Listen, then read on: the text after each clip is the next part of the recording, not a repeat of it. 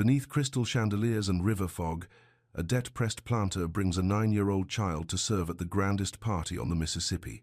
She has perfect memory for every detail she sees. Every seal, every signature, every wrong-colored drop of wax. When important papers are signed in front of hundreds of guests, her small voice cuts through the celebration like a church bell at midnight. That seal is wrong. The bride gathers her skirts and flees into the darkness. Patrollers circle like wolves.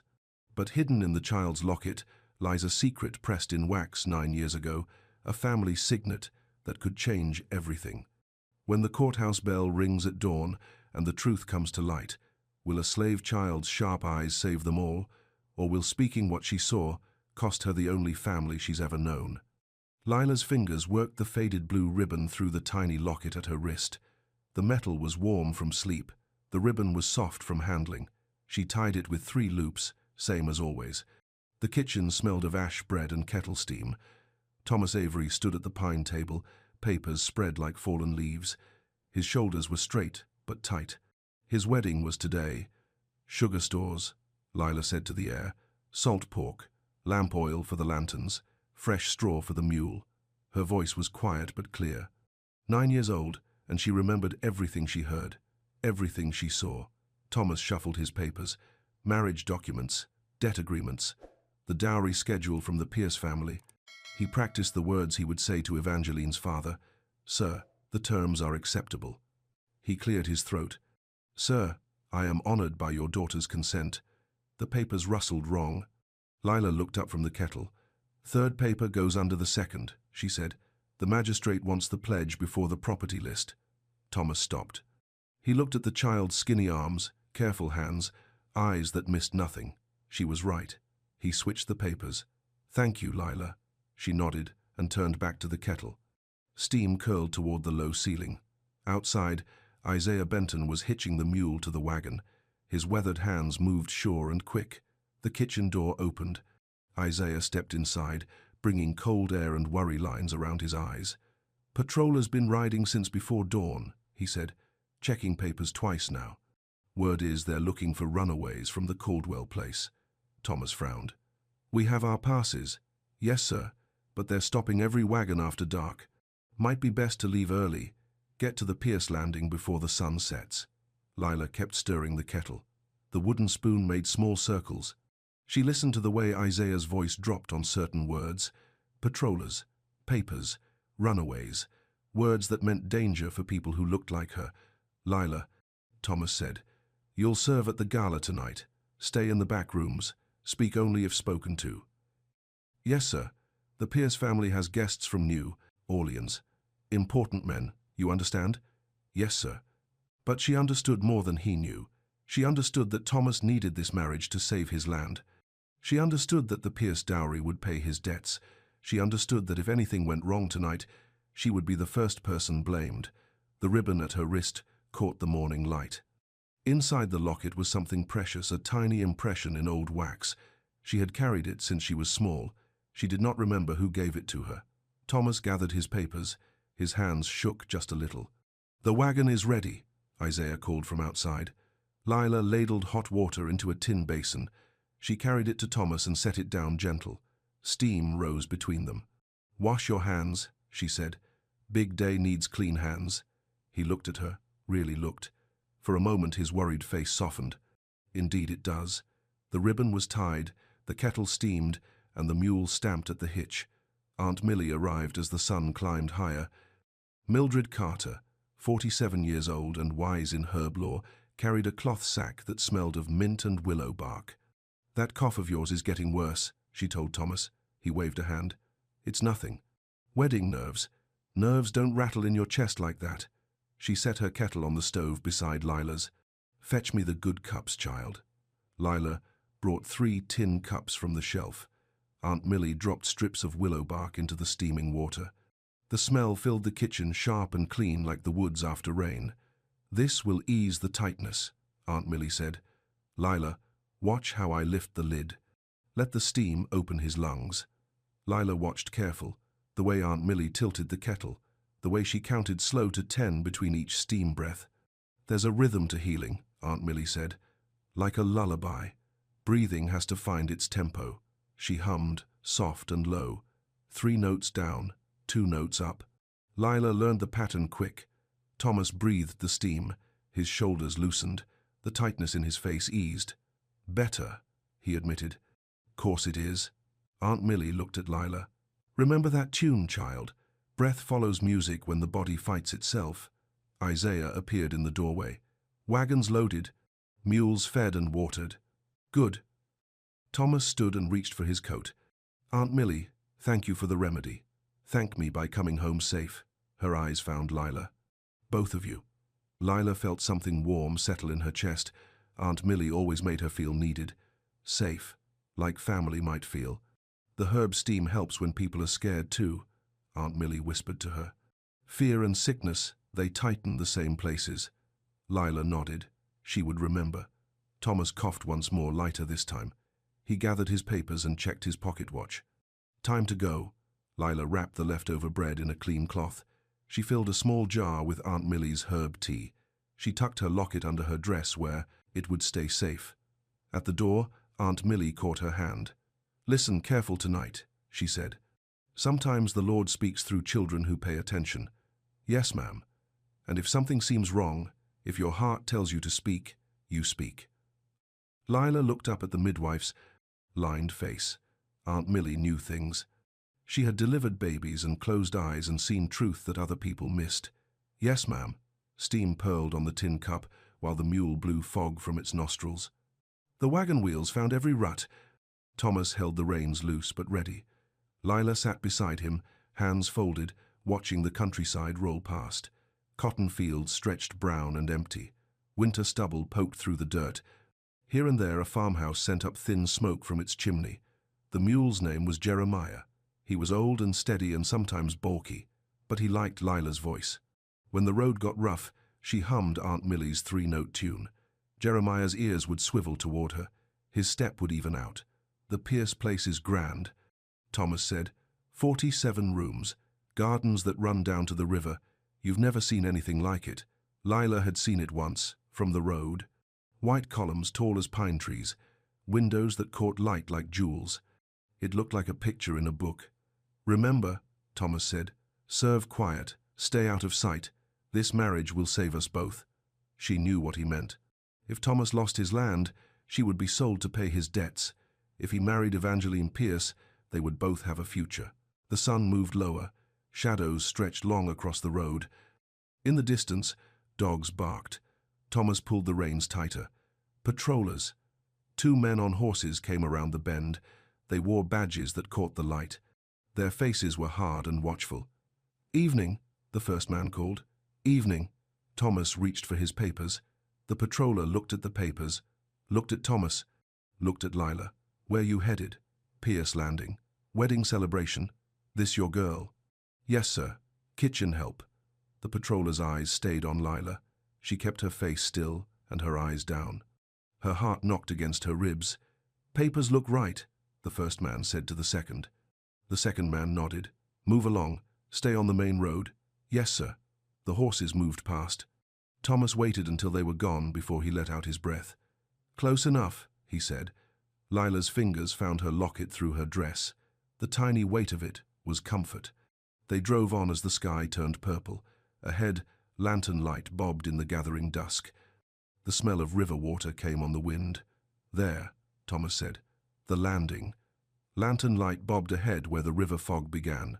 The Pierce Landing was busy with buggies and carriages. Lanterns hung from poles like fallen stars. The river breathed fog that drifted between the wheels and horses. A ferry waited at the dock, big enough for 6 wagons. The ferryman Josiah. Crane pushed his pole deep into the river mud. "Load up," he called. Last crossing before full dark. Thomas guided Jeremiah onto the ferry. The wagon boards creaked under the mule's weight. Other passengers climbed aboard, men in good coats, ladies in silk that rustled like dry leaves. Lila stayed close to the wagon. She watched the river slide past, dark and wide. Somewhere in the fog, a night bird called. A preacher stood near the ferry's edge. Old man with kind eyes and a voice that carried. "Reverend Pike from the Methodist Church." He nodded to Thomas. "Evening, Mr. Avery." "Grand night for a celebration." Indeed it is, Reverend.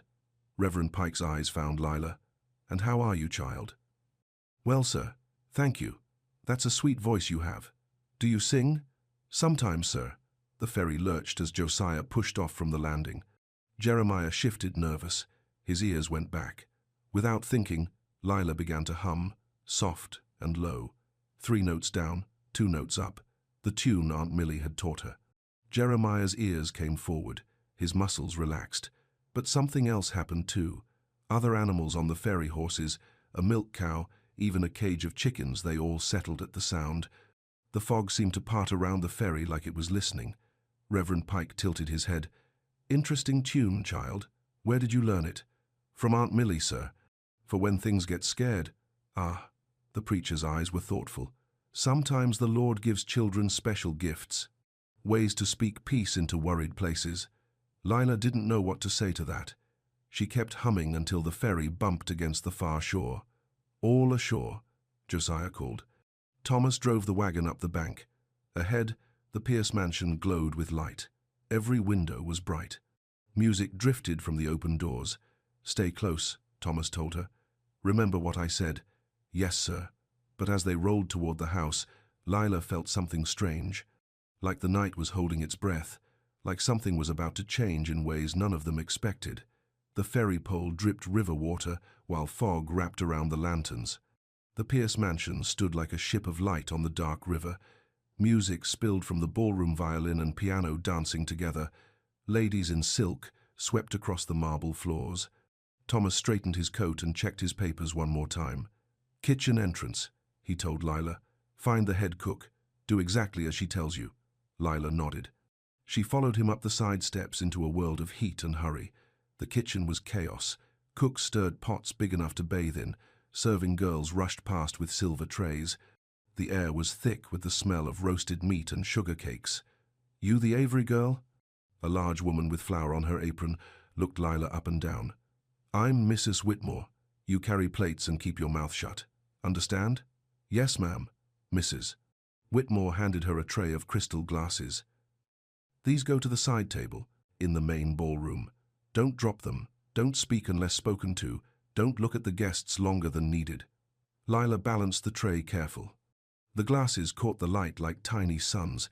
She pushed through the swinging door into the ballroom, the grandest room she had ever seen.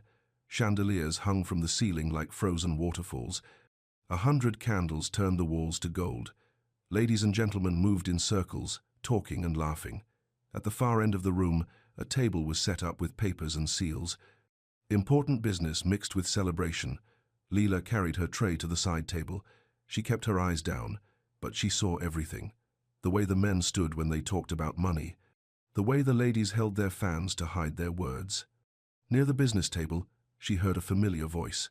Thomas, speaking to a tall man with grey whiskers. Mr. Pierce, sir, I am honored by your daughter's consent. Indeed, Mr. Avery, let us review the arrangements.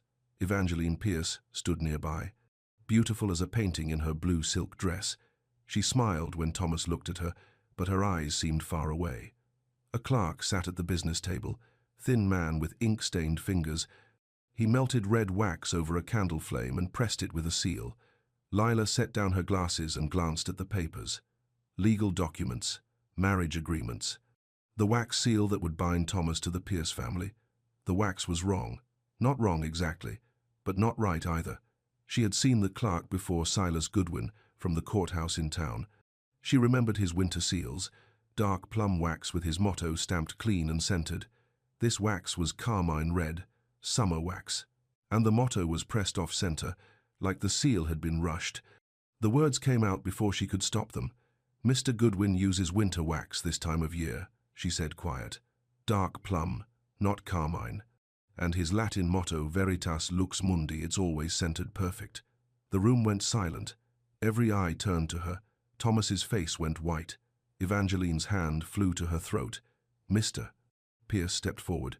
What did you say, child? Lila's heart hammered, but she spoke clear. The seal, sir. The wax is wrong for the season. And the stamp is off-center. Silas Goodwin's face went pale as milk. The seal trembled in his hand. Evangeline looked at the papers, at the wax, at her father's shocked face.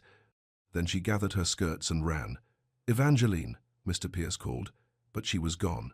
Out the door, into the night, calling for her carriage. The ballroom erupted. Voices rose like angry bees. Men clustered around the business table. Ladies whispered behind their fans.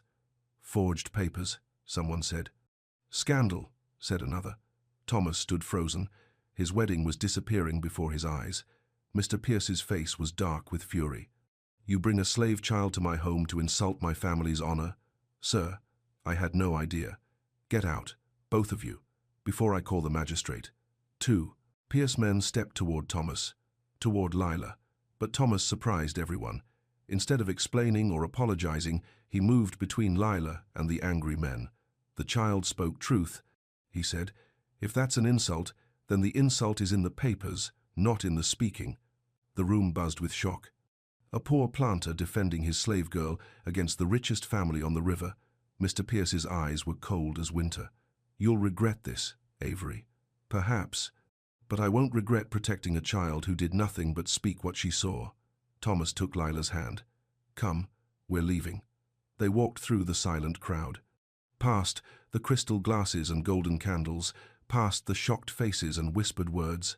Outside, Isaiah waited with the wagon. He took one look at their faces and knew. "Trouble? The worst kind," Thomas said, "but also maybe the only kind that matters." He helped Lila into the wagon. As they drove away, she could see patrollers gathering at the landing. Word was already spreading. The seal had been broken. The truth had been spoken. Now they would all face the consequences.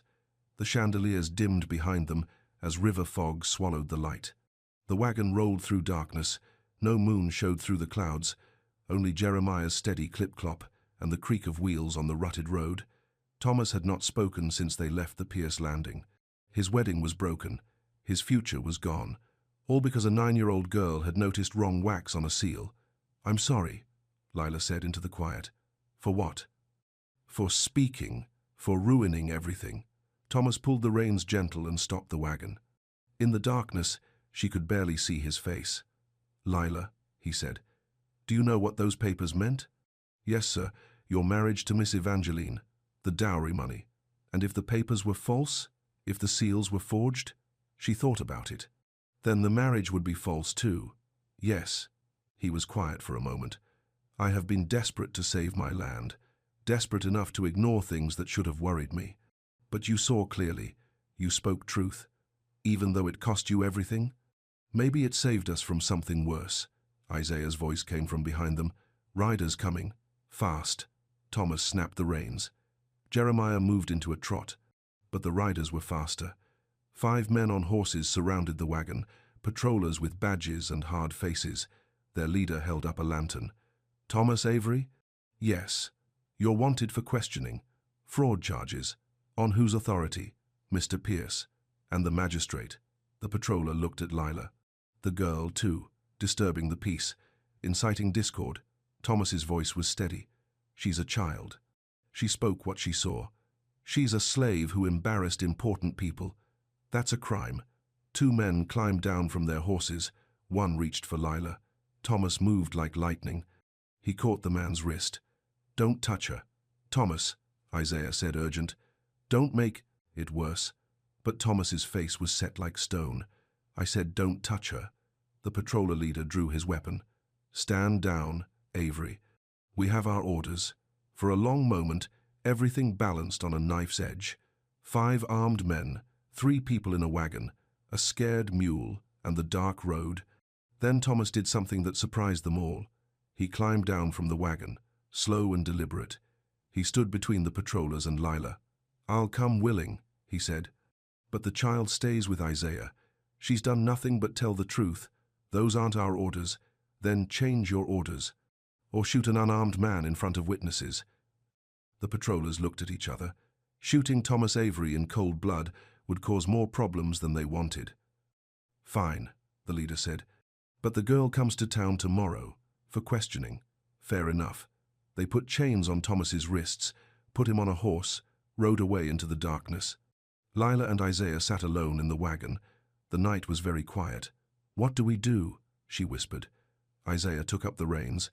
We go home, we think, and we trust that sometimes truth is stronger than lies, even when it doesn't look that way. The wagon began to move again, toward home, toward whatever came next. Lila touched her locket through her dress. Inside was the tiny wax impression she had carried all her life. Maybe it was time to learn what it meant. The road stretched ahead, dark and uncertain. But they were not alone. Behind them, the Pierce mansion still glowed with light, but the celebration was over. Truth, once spoken, could not be taken back. Dawn came grey and cold. Lila woke in her small room behind the kitchen, but the house felt wrong, empty. Thomas was gone.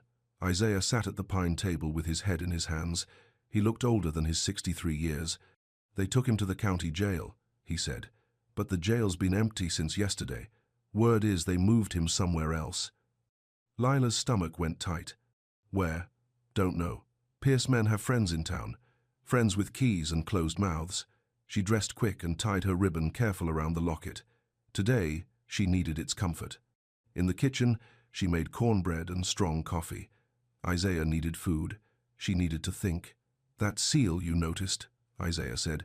You certain about it? Yes, sir. Mr. Goodwin always uses winter wax this time of year.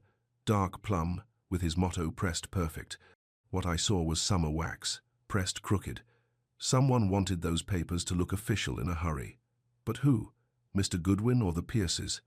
Isaiah sipped his coffee. Good question. Either way, Thomas is paying the price for your sharp eyes. Guilt sat heavy in her chest, but underneath it, something else. The feeling that truth wanted to come out.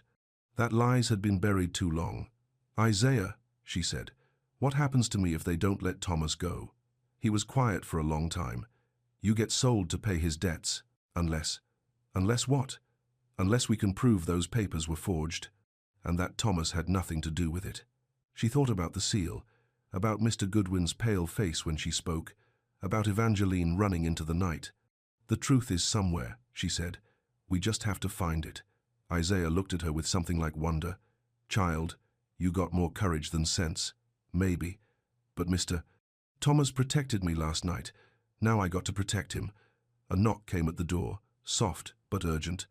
Isaiah opened it careful. Aunt Millie stepped inside, bringing cold air and worry. They let me see him, she said. 5 minutes in a locked room. How is he? Sick. Fever's back worse than before. He's asking for you, child. Lila's heart jumped. Can I see him? Not official, but there might be a way. Aunt Millie looked between them. Reverend Pike has friends in town, good people who know the difference between justice and revenge. What are you thinking? Isaiah asked. A visit to the church basement. Some old records that might interest folks who care about truth. They locked the house and walked to town. The Methodist church sat on a small hill overlooking the river. Whiteboards and a bell tower that caught the morning light. Reverend Pike met them at the side door. Come quickly, he said. We have much to discuss and little time. The basement smelled of old paper and lamp oil. Quilts hung from the walls. Wooden chests held the church's records. The Pierce family has been generous to this church, Reverend Pike said. But generosity doesn't buy silence when wrong has been done. He opened a chest and pulled out a ledger, brown leather, worn at the edges. Baptism records, marriage records, and some other things. He set the book on a small table. Lila, your memory is spoken of as special. Is that true? Yes, sir. I remember what I see and hear. Then look at this.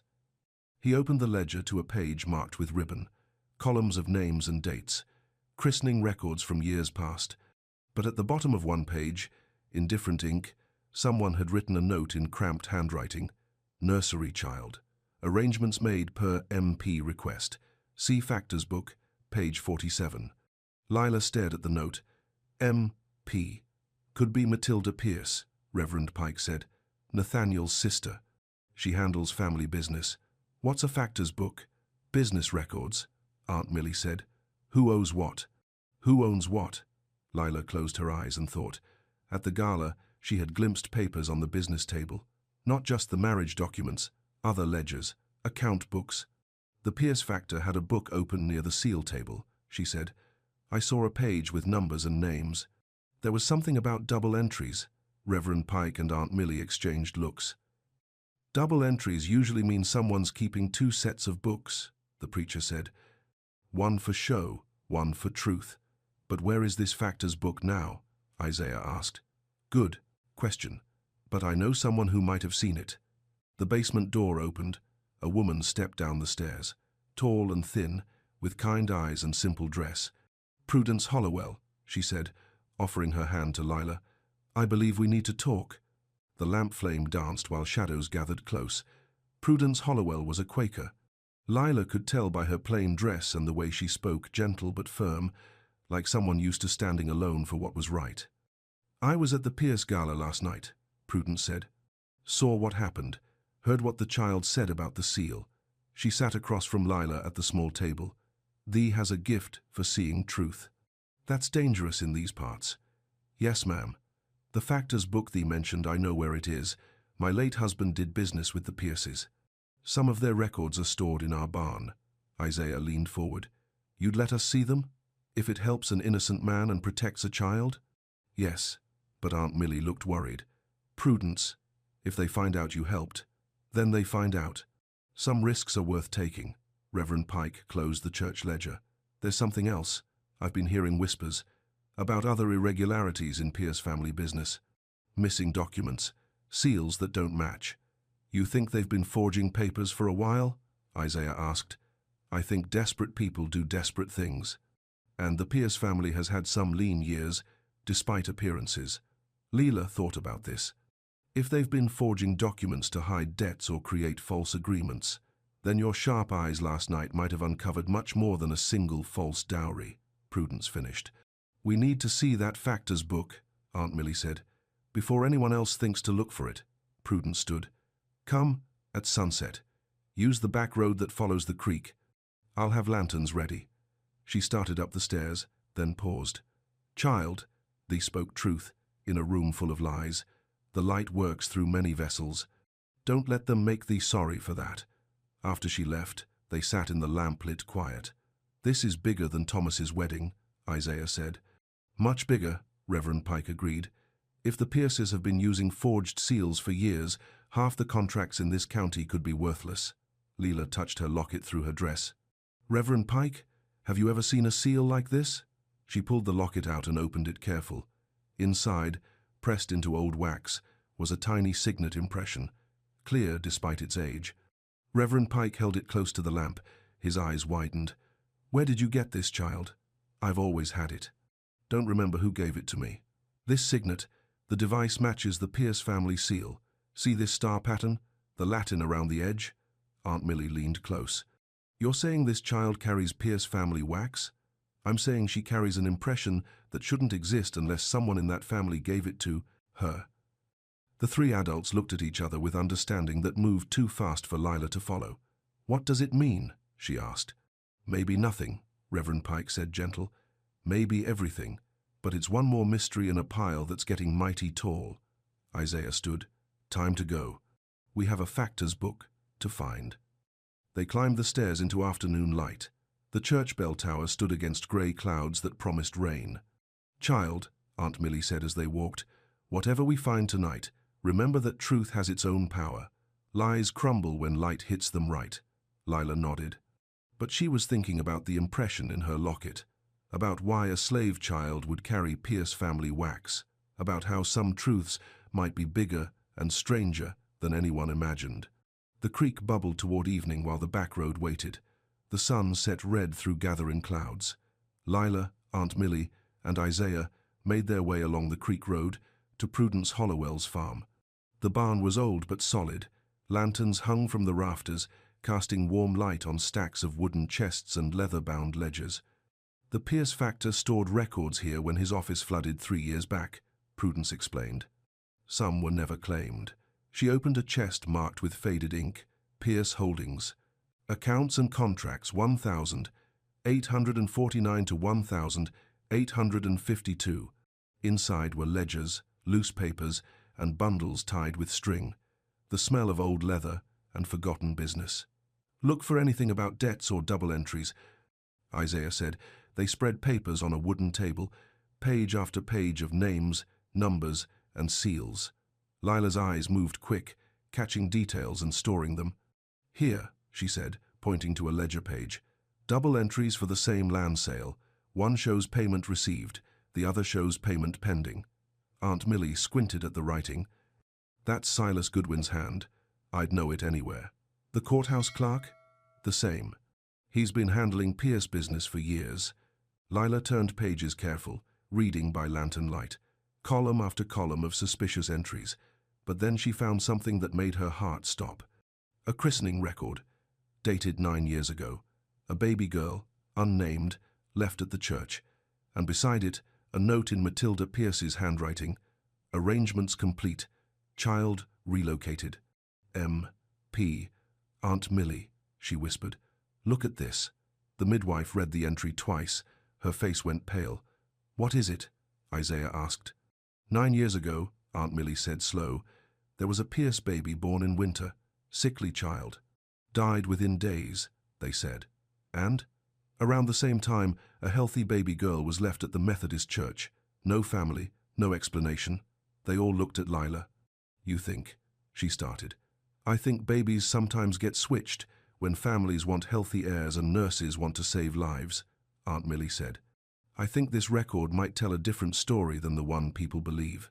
Thunder rumbled outside. Rain began to tap against the barn roof. Prudence appeared with a worried face. Riders on the main road, moving fast toward town. Patrollers? Worse. Pierce men, armed and angry. Isaiah stood quick. "They know we're digging, or they're looking for the same records we are."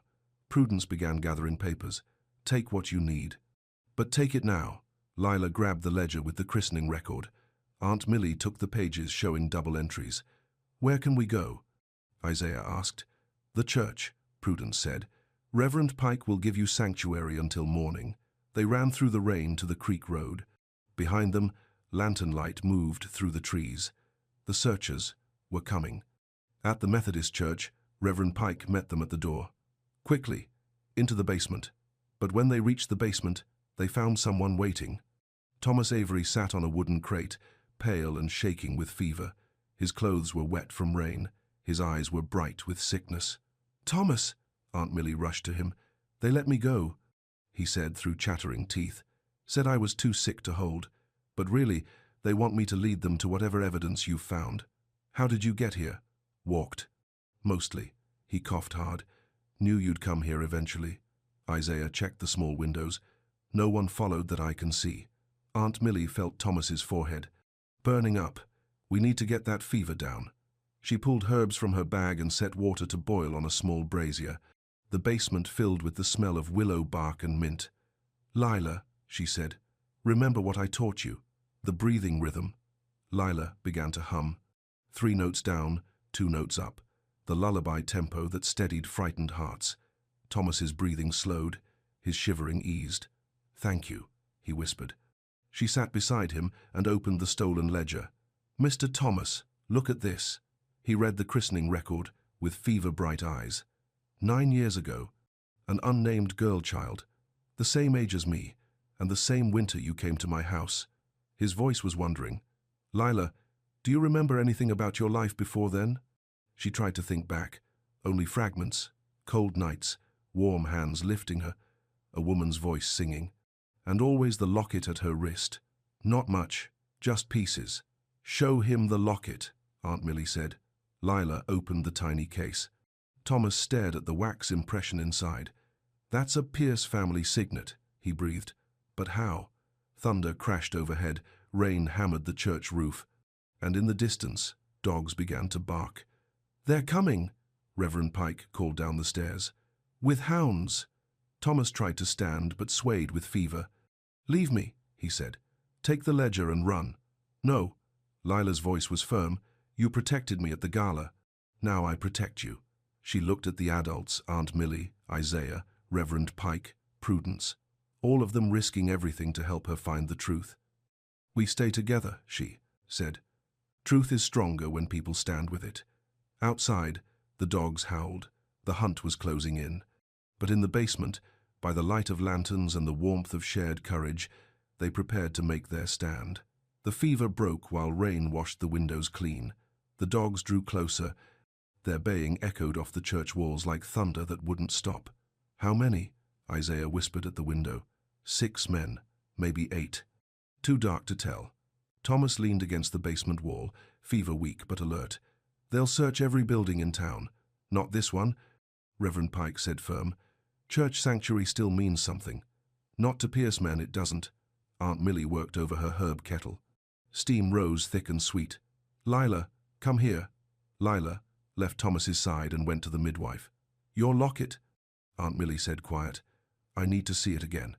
She opened the tiny case and held it close to the lantern light. The wax impression showed clear a star surrounded by Latin words. "I delivered babies for 40 years, Aunt Millie said. "Rich families, poor families, and I remember things people think I've forgotten." "Like what?" "Like the Pierce baby 9 years ago.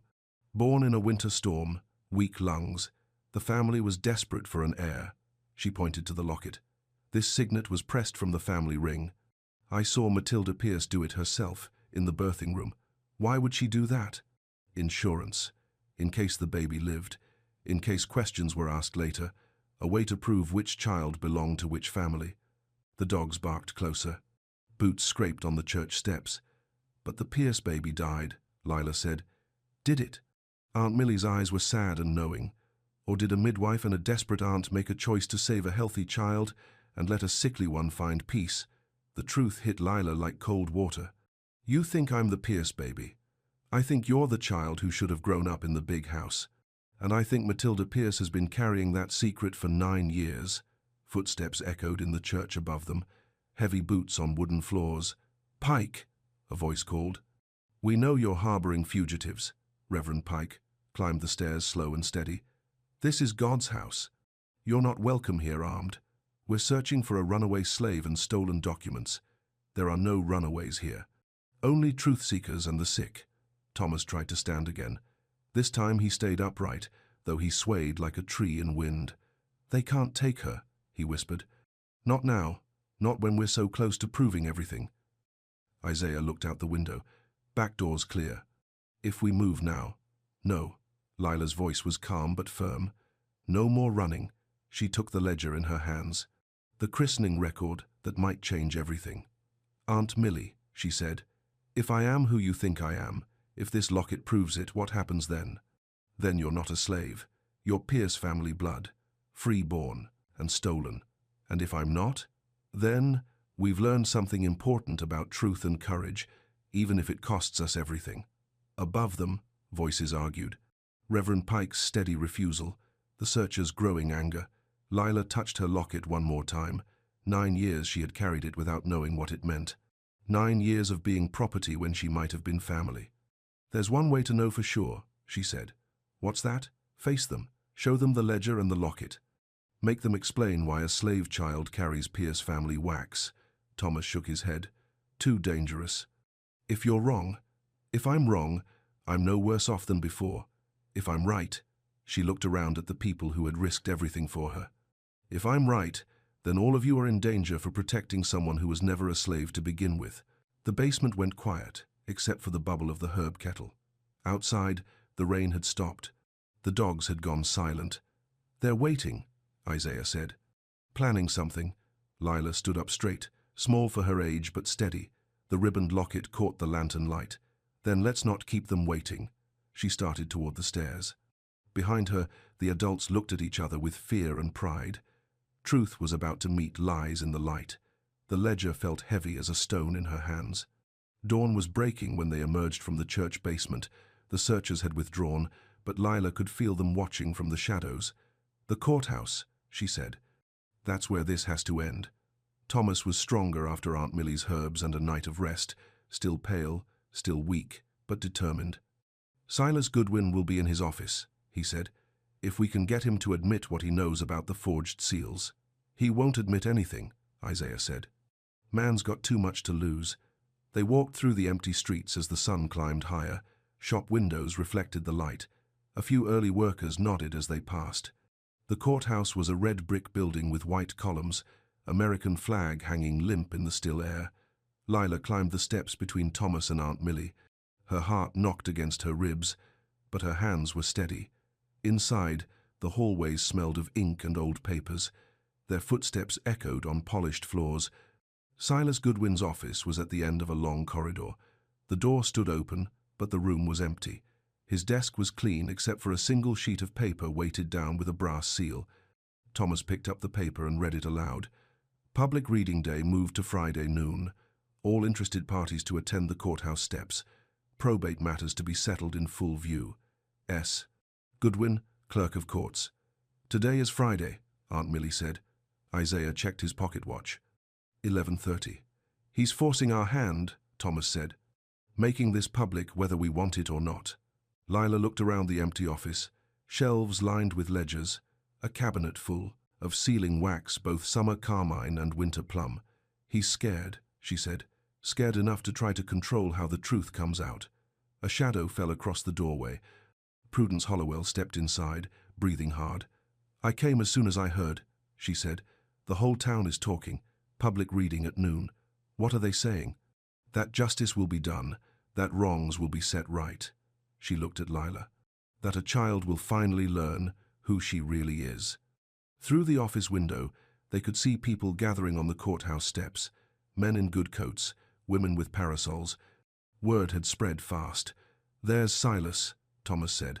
The courthouse clerk stood at a wooden podium that had been dragged outside. His face was pale, his hands shaking as he arranged papers. Behind him, the Pierce family waited.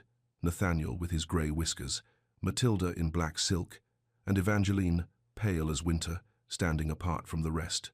They're all here, Aunt Millie said. Everyone who's been keeping secrets. Lila touched her locket through her dress.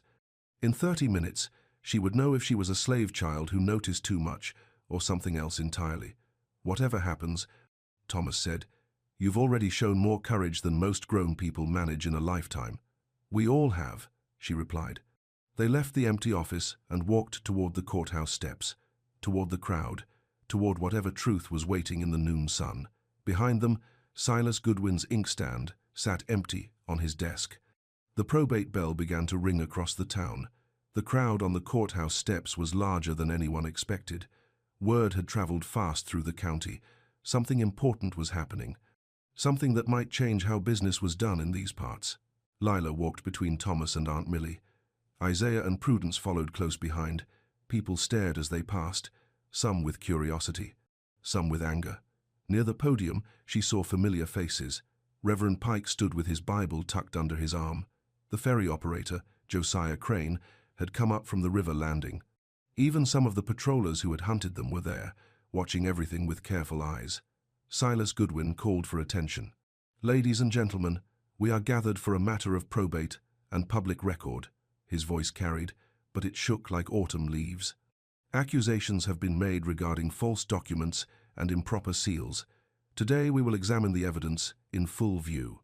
He gestured toward a wooden table that had been set up beside the podium. On it lay papers, sealing wax, and several official stamps. Will the parties step forward? Thomas guided Lila to the front of the crowd. She could feel hundreds of eyes watching her every move. The Pierce family stood opposite them. Nathaniel's face was hard as stone. Matilda clutched a handkerchief and would not look at Lila. But Evangeline stepped forward. Father, she said, her voice carrying across the crowd. Before we proceed, there's something I must say. Evangeline, not here. Yes, here. Her voice grew stronger. Last night at our home, this child spoke truth about sealing wax. She saw what I was too afraid to see. The papers were wrong. A murmur went through the crowd. The marriage documents, Evangeline continued, were prepared in haste with summer wax when winter wax should have been used. Mr. Goodwin will confirm this. All eyes turned to Silas Goodwin. His face had gone grey as old ash. Is this true? Someone called from the crowd. Silas opened his mouth, but no words came. In the distance, dogs began to bark. Not the hunting hounds from last night, these were different. Frightened yips and howls. Storm coming, someone said, but the sky was clear. Lila listened to the dogs with her perfect ears. She heard something else in their voices. Not fear of weather, but fear of something stranger. They're not barking at a storm, she said quiet. What then? Thomas asked. Before she could answer, the barking stopped. All at once, complete silence from every dog in town. The crowd shifted, nervous. Animals knew things people didn't. Then Lila began to hum, 3 notes down, 2 notes up. The tune Aunt Millie had taught her for calming scared things. Her voice rose clear and sweet in the sudden quiet, not loud, but pure. Every ear caught it. And something wonderful happened. The nervous energy in the crowd settled. People's faces softened. Even the Pierce men looked less angry. "Child has a gift," someone whispered. "Always did," Aunt Millie said, proud. "Voice that speaks peace to worried hearts." Silas Goodwin stared at Leela like he was seeing her for the first time. "You," he said, his voice barely above a whisper. "I know that tune, sir. 9 years ago, a baby at the church, she hummed that same tune when she was scared." The crowd went dead silent. Matilda Pierce made a sound like a sob. "Aunt Tilly?" Evangeline looked at her father's sister. "What does he mean?" For a long moment, nobody spoke. The only sound was the flag flapping in a breeze that had suddenly picked up. Then Matilda Pierce did something that shocked everyone. She walked across the space between the families, stopped in front of Lila, and knelt down so they were eye to eye. "Child," she said, her voice breaking, "may I see your locket?" Lila looked at Thomas. He nodded. With careful hands, she opened the tiny case and showed Matilda the wax impression inside. Matilda gasped. Oh, merciful heaven! She pulled a signet ring from her own finger and held it beside the locket. Perfect match, star for star. Letter for letter. "My ring," she whispered. "The one I pressed into wax the night you were born." The crowd erupted. Voices rose like startled birds. But through the chaos, Lila heard something else. Thunder. Real thunder this time. A storm was coming after all.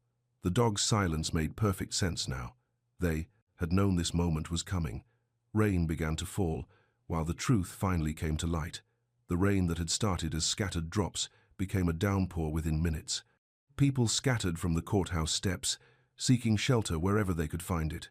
But Matilda Pierce still knelt before Lila, holding the matching signet ring, tears mixing with rainwater on her cheeks.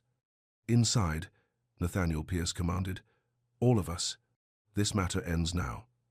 "No," Matilda said, rising to her feet. "This matter has been ending for 9 years. Today it finishes properly." The courthouse lobby filled with dripping people. The Pierce family, Thomas and his supporters, curious townspeople, and Silas Goodwin all crowded together under the high ceiling. Through the tall windows, they could see the storm growing fiercer. Lightning split the sky. Thunder shook the building. Prudence Hollowell found Lila in the crowd.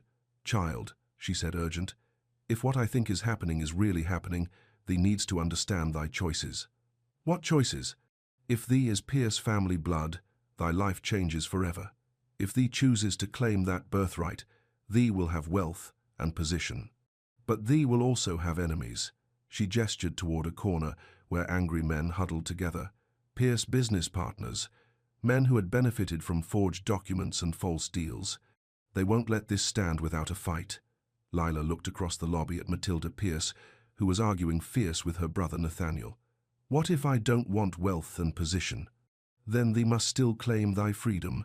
Slavery cannot touch one born free, no matter what papers say otherwise. But Mr. Thomas will be safer if thee is legally free than if thee remains his property. Free people can testify in court. Property cannot." The logic was cold but clear. From across the room, Evangeline Pierce approached. Her wedding dress from the night before had been replaced with simple traveling clothes. "May I speak with you?" she asked Leela. They found a quiet corner near a tall window that looked out on the flooding street. "I owe you an apology," Evangeline said. "When you spoke about the seals last night, I ran because I knew you were right. I had seen my father and Mr. Goodwin working with documents that didn't look proper. Why didn't you say anything? Fear, cowardice. The knowledge that speaking truth would ruin everything I thought I wanted." She looked out at the storm.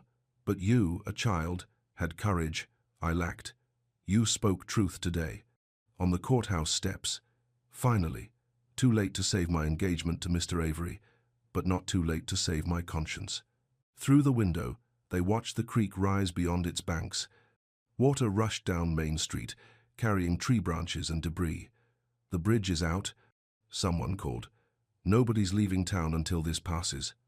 Which meant everyone, Pierce, family, Goodwin, the angry business partners, was trapped, together until the waters receded. Isaiah appeared at Lila's side. "Might be Providence," he said, quiet. "Hard to run from truth when you can't run at all." But Aunt Millie looked worried. Trapped people make desperate choices. As if summoned by her words, Elias Rook pushed through the crowd. The Pierce overseer, still wearing his rain-soaked coat and the hard expression of a man used to getting his way through force.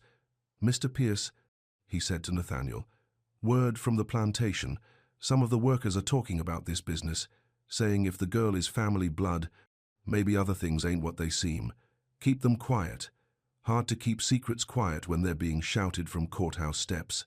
Nathaniel's face darkened. "Then perhaps it's time to put an end to all the shouting." He looked directly at Lila. The threat in his eyes was clear. But before anyone could respond, Reverend Pike raised his voice above the crowd. "Friends," he called, "we are all children of God, sheltered together from the storm. Whatever our differences, we share this refuge. I suggest we use this time for reflection, not for making things worse."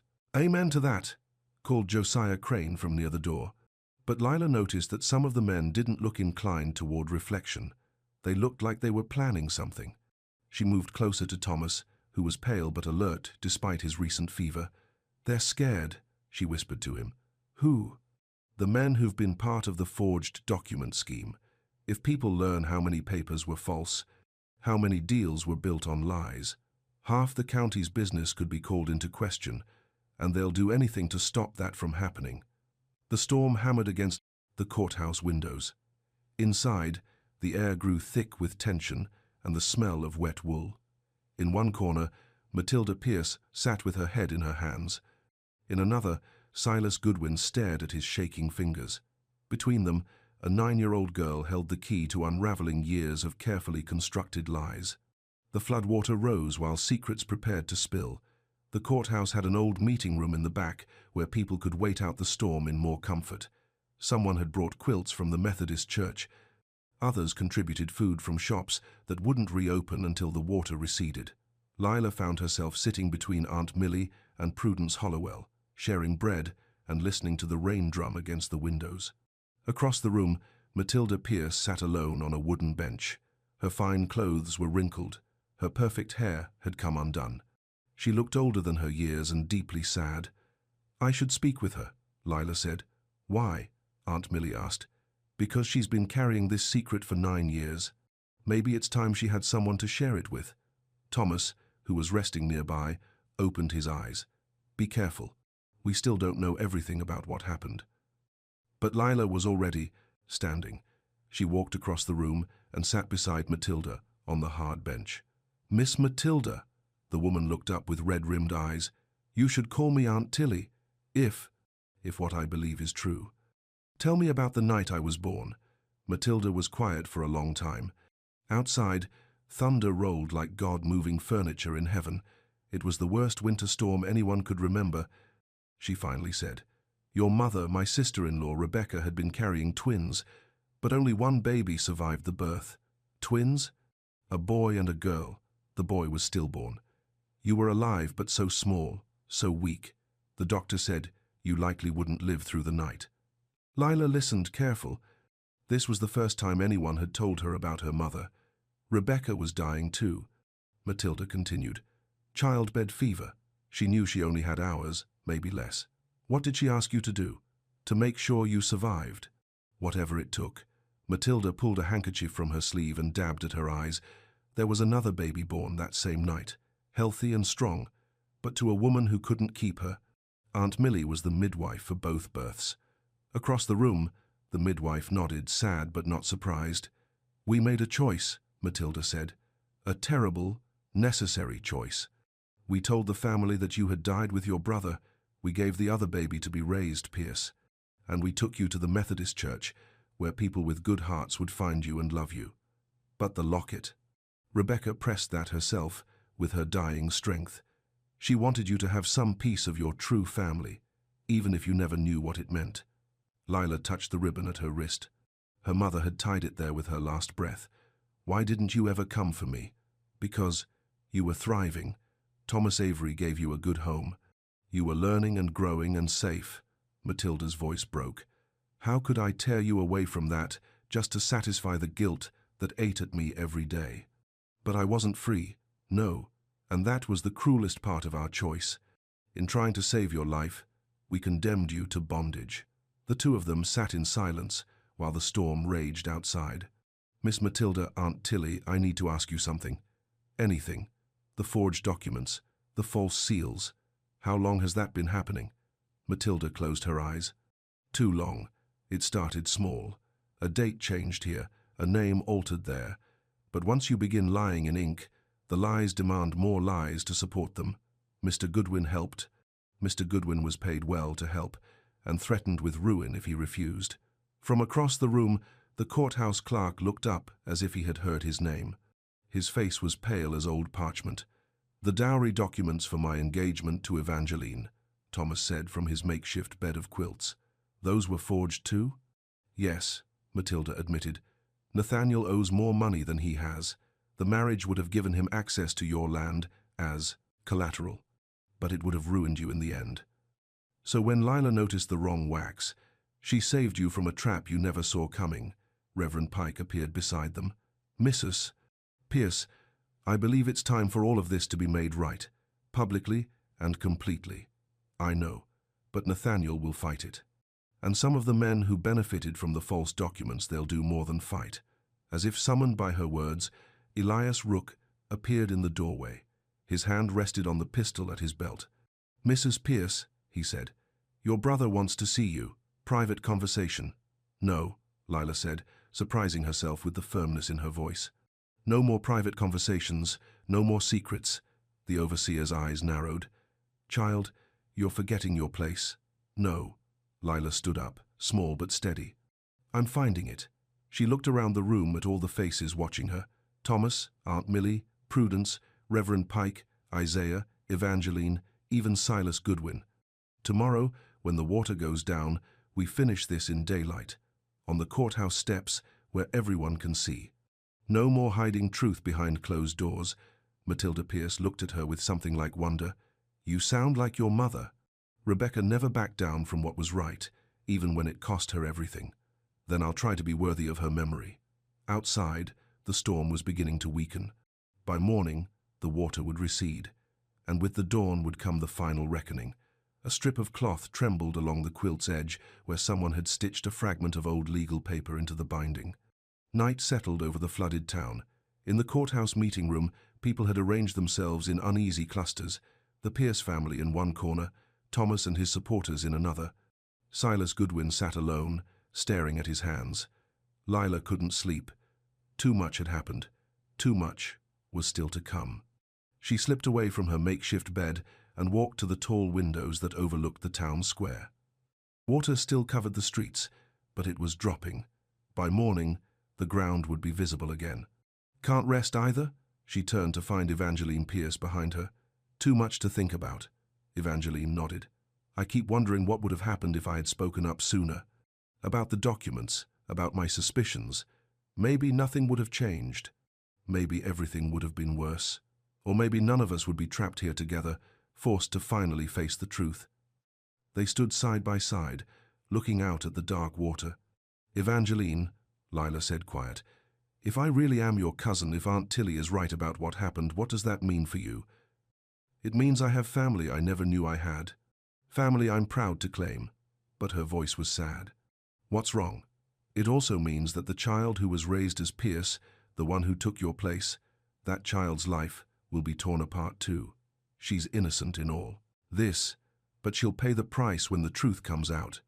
Lila hadn't thought about that. Somewhere there was another girl, 9 years old like herself, who would learn that everything she believed about her identity was wrong. Where is she now? At our cousin's in Charleston. She was sent away when she got sick last month. Nathaniel said the country air would help her recover. Or maybe he sent her away because he knew this day was coming. Maybe. Behind them, voices rose in angry whispers. Nathaniel Pierce was arguing with his business partners. Words like damage control and permanent solutions drifted across the room. Lila touched her locket through her dress. 9 years she had carried it without understanding. Now it was the key to everything. "Evangeline," she said, "whatever happens tomorrow, will you promise me something?" "What?" "Will you make sure the other girl, your cousin in Charleston, will you make sure she's taken care of? That this doesn't destroy her life?" Evangeline's eyes filled with tears. "You're worried about someone else's pain when your own life is hanging in the balance. She's innocent, just like I was innocent when I was given to Mr. Thomas. The grown people made the choices. Children shouldn't have to pay for them. I promise. Whatever it takes, she'll be protected." A commotion erupted across the room. Elias Rook had grabbed Thomas by the shirt and was pulling him to his feet. "That's enough," the overseer snarled. "Mr. Pierce is tired of this nonsense. Time to settle things permanent-like." Isaiah and Reverend Pike moved to help Thomas, but Rook had his gun drawn. "Stay back. All of you." "Elias, no." Matilda Pierce rose from her bench. "This isn't the way." "Your way failed, ma'am. Time for my way." But as Rook dragged Thomas toward the door, Lila stepped into his path. "Let him go. Move aside, girl." "No." The word hung in the air like a bell toll. Small girl, dangerous man, and a room full of people holding their breath. "You going to shoot a child?" Aunt Millie asked. "In front of all these witnesses?" Rook's face twisted with ugly calculation, but before he could answer, something unexpected happened.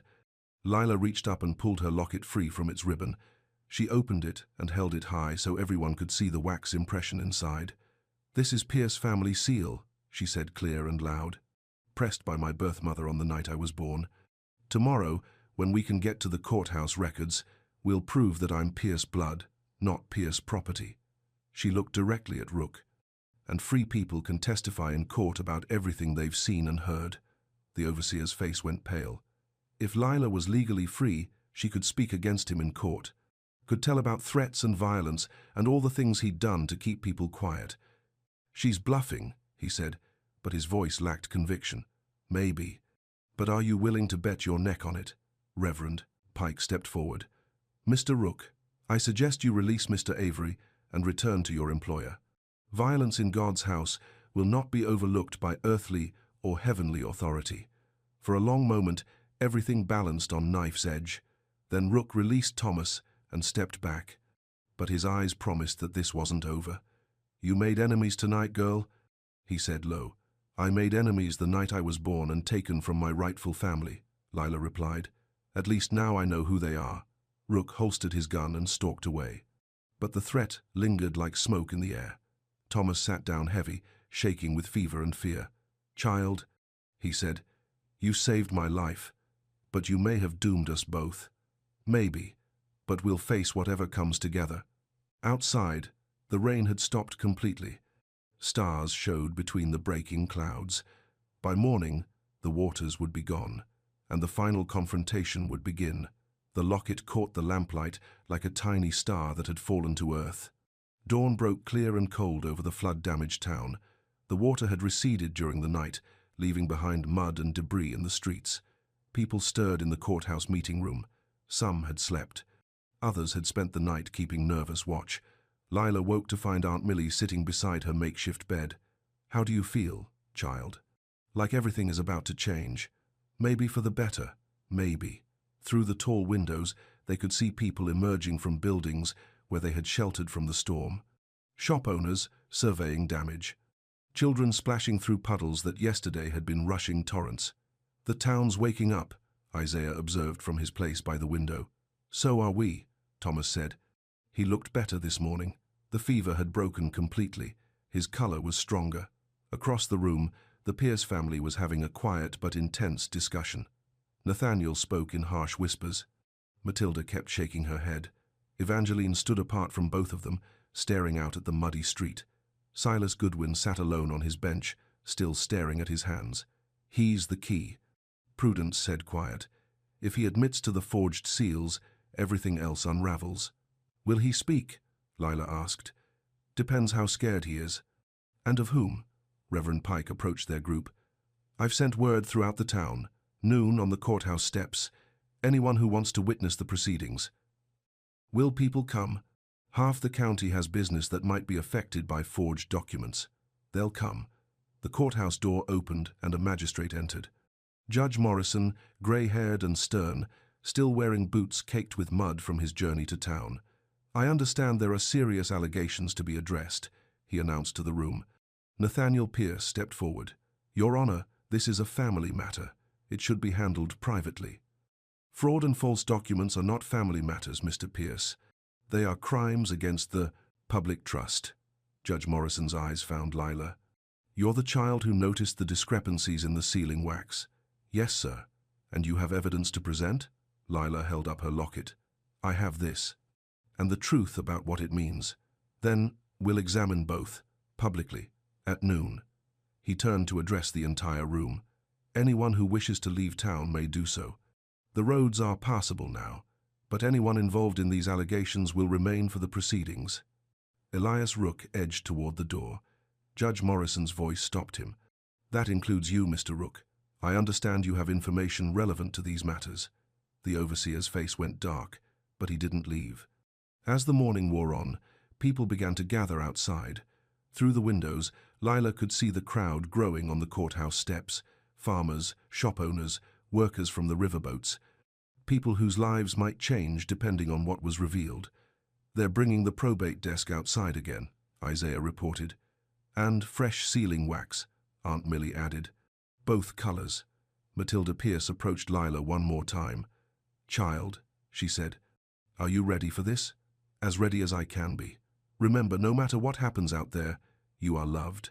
By Thomas, by Aunt Millie, by all of us who've watched you grow into the remarkable person you are. And by a birth mother who died to give you life," Evangeline added, joining them. "I never knew Aunt Rebecca, but I know she would be proud of your courage." The courthouse clock began to chime. 11:30. "Time," Judge Morrison announced. They filed out of the courthouse and onto the steps where so much had already been revealed.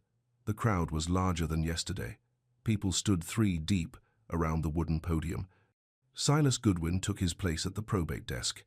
His hands shook as he arranged papers and sealing supplies. Judge Morrison called for order. "We are here to examine allegations of fraud, forgery, and false documentation.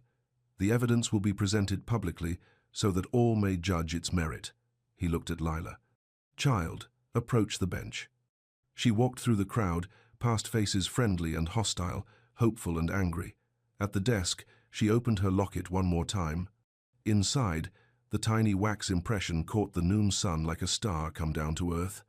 "Clerk Goodwin," Judge Morrison said, "examine this seal impression and compare it to the Pierce family signet." Silas took the locket with trembling fingers. Beside it, Nathaniel Pierce reluctantly placed the family ring. The crowd pressed closer to see. The match was perfect, star for star, letter for letter. A gasp went through the assembled people. "How do you explain this, Mr. Goodwin?" the judge asked. Silas opened his mouth, but no words came. His face had gone white as winter snow. In the distance, thunder rumbled. Another storm approaching, but this one would wash away lies, not hide them. The truth was finally coming to light. The ledger lay open like a mouth that could not close. Before Silas Goodwin could answer the judge's question, Thomas collapsed. The fever that had broken during the night returned with sudden force. He crumpled to the courthouse steps, shaking with chills despite the warm sun. "Thomas!" Lila rushed to his side. Aunt Millie was there in seconds, feeling his forehead and checking his pulse. "Burning up. We need to get him out of this crowd. There's a room behind the courthouse," Judge Morrison said. "Bring him there." Isaiah and Reverend Pike carried Thomas inside, while Aunt Millie gathered her herb supplies. The crowd stayed on the steps, buzzing with nervous energy. In the small room, they laid Thomas on a wooden table. His clothes were soaked with sweat. His breathing was shallow and quick. "Same fever as before, but worse," Aunt Millie said. "The strain of everything that's happened, his body can't fight it anymore." Lila knelt beside the table. Thomas's face was grey, his lips pale. She had seen sick people before. This looked like dying. "What can we do?" "Herbs will help some, but he needs something stronger." Silas Goodwin appeared in the doorway, still holding the locket and signet ring. His face was troubled. "There's a medical supply cabinet in my office," he said, quiet. "Laudanum, quinine, things the doctor left for emergencies." Why are you helping? Isaiah asked, suspicious. Because. Silas looked at Thomas, then at Lila. Because maybe it's time to stop making things worse. He led them to his office down the hall. On a high shelf sat bottles of medicine with Latin labels, strong remedies for serious illness. Lila studied the bottles. The Latin words were clear to her. She had learned to read from whatever books Thomas owned, including his old medical texts. That one, she pointed, Cortex salicis, willow bark extract, much stronger than Aunt Millie's tea. Silas stared at her. You read Latin? Some. Mr. Thomas taught me from his books. What does this label say? He pulled down another bottle. Cinchona officinalis, for fever and ague. Take with care, too much brings convulsions. Silas set the bottle down with shaking hands. 9 years ago, when you were brought to the church as a baby, you hummed that tune that calms animals. But there was something else. You responded to Latin words. The doctor was amazed, said he'd never seen a child so young recognize medical terminology. What does that mean? It means your birth mother was educated, well educated. That tune she hummed to you, it was probably a Latin hymn she learned in school. He looked at the medical bottles, then at Lila. Rebecca Pierce went to the finest schools in Charleston. She spoke French and Latin fluent as English. She knew music and medicine and literature. You knew my birth mother? I handled her marriage papers when she wed Nathaniel's brother. Finest woman I ever met. Kind heart, sharp mind, and the courage to stand up for what was right. He selected 2 bottles from the shelf.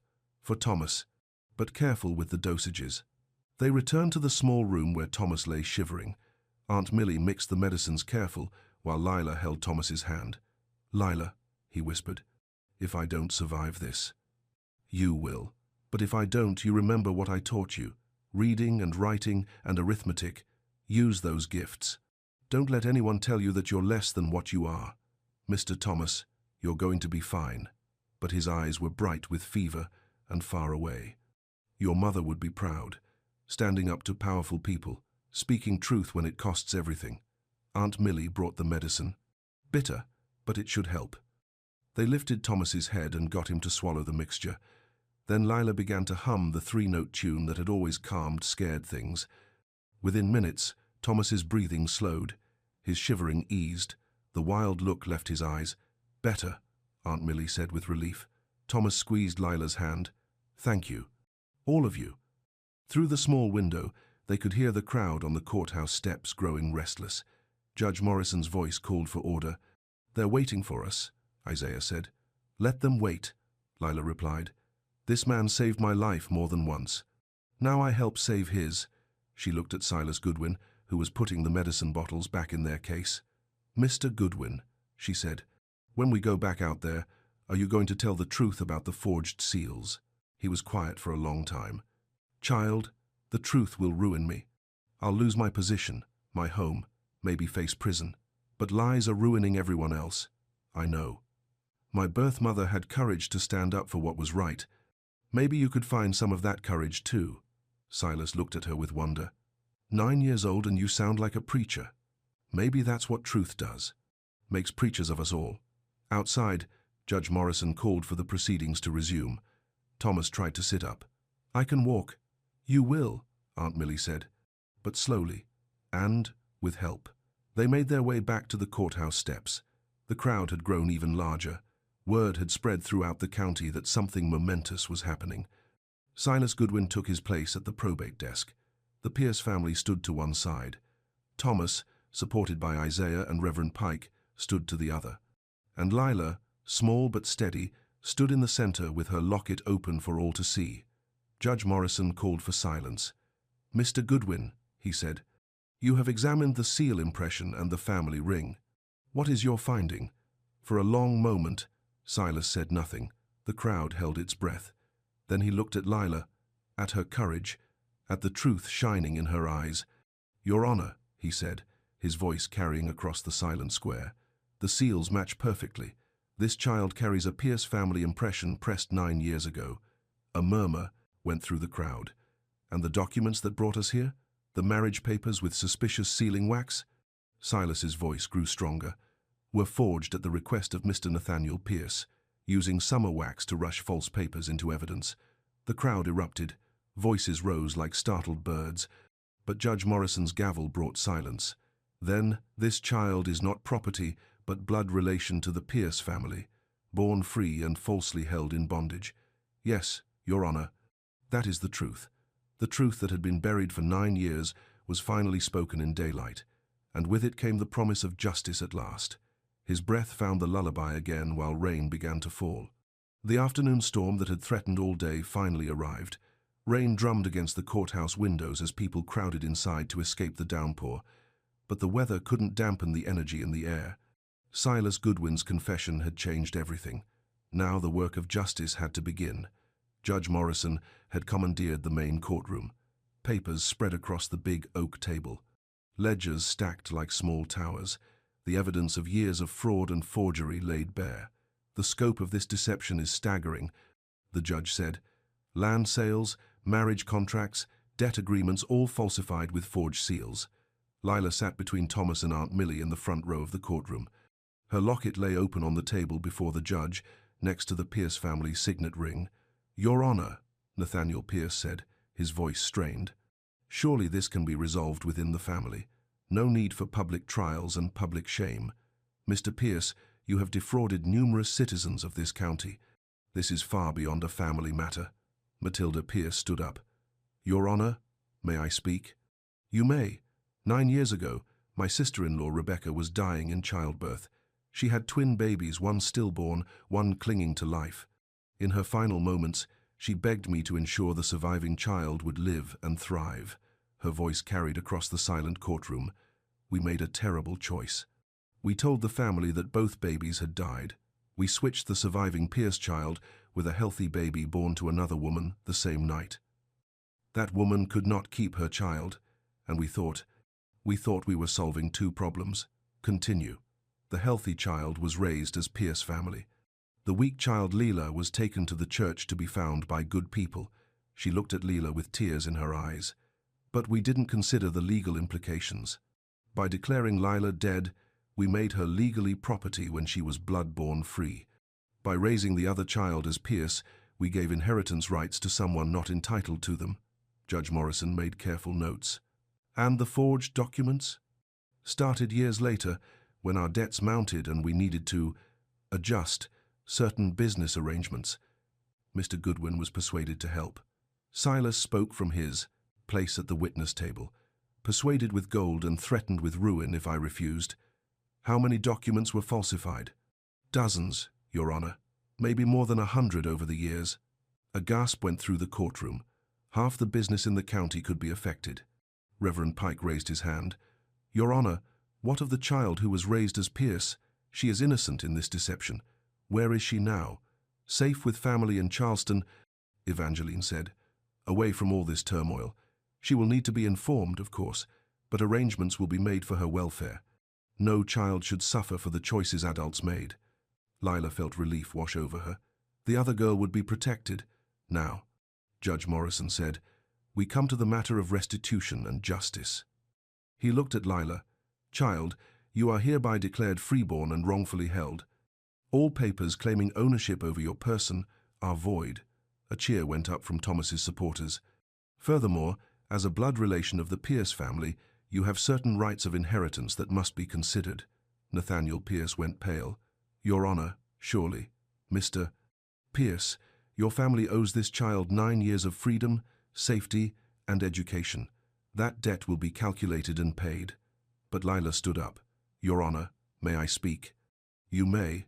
I don't want inheritance or payment. I want justice for everyone who was hurt by the false papers, and I want to stay with Mr. Thomas, who raised me with kindness when no one else would." Thomas tried to object, but she continued. "If I have inheritance rights, I want to use them to help repair the damage that was done. Pay back the people who were cheated. Make things right." Judge Morrison looked at her with something like amazement. "You would give up wealth to help strangers?" "I would use freedom to heal wounds. Isn't that what freedom is for?" The courtroom was dead silent. Then Aunt Millie began to clap, slow at first, then faster. Others joined in. Soon the entire room was applauding. Judge Morrison pounded his gavel, but he was smiling. "Very well. but such arrangements must be made properly and legally. Mr. Avery, are you willing to serve as this child's legal guardian until she reaches majority?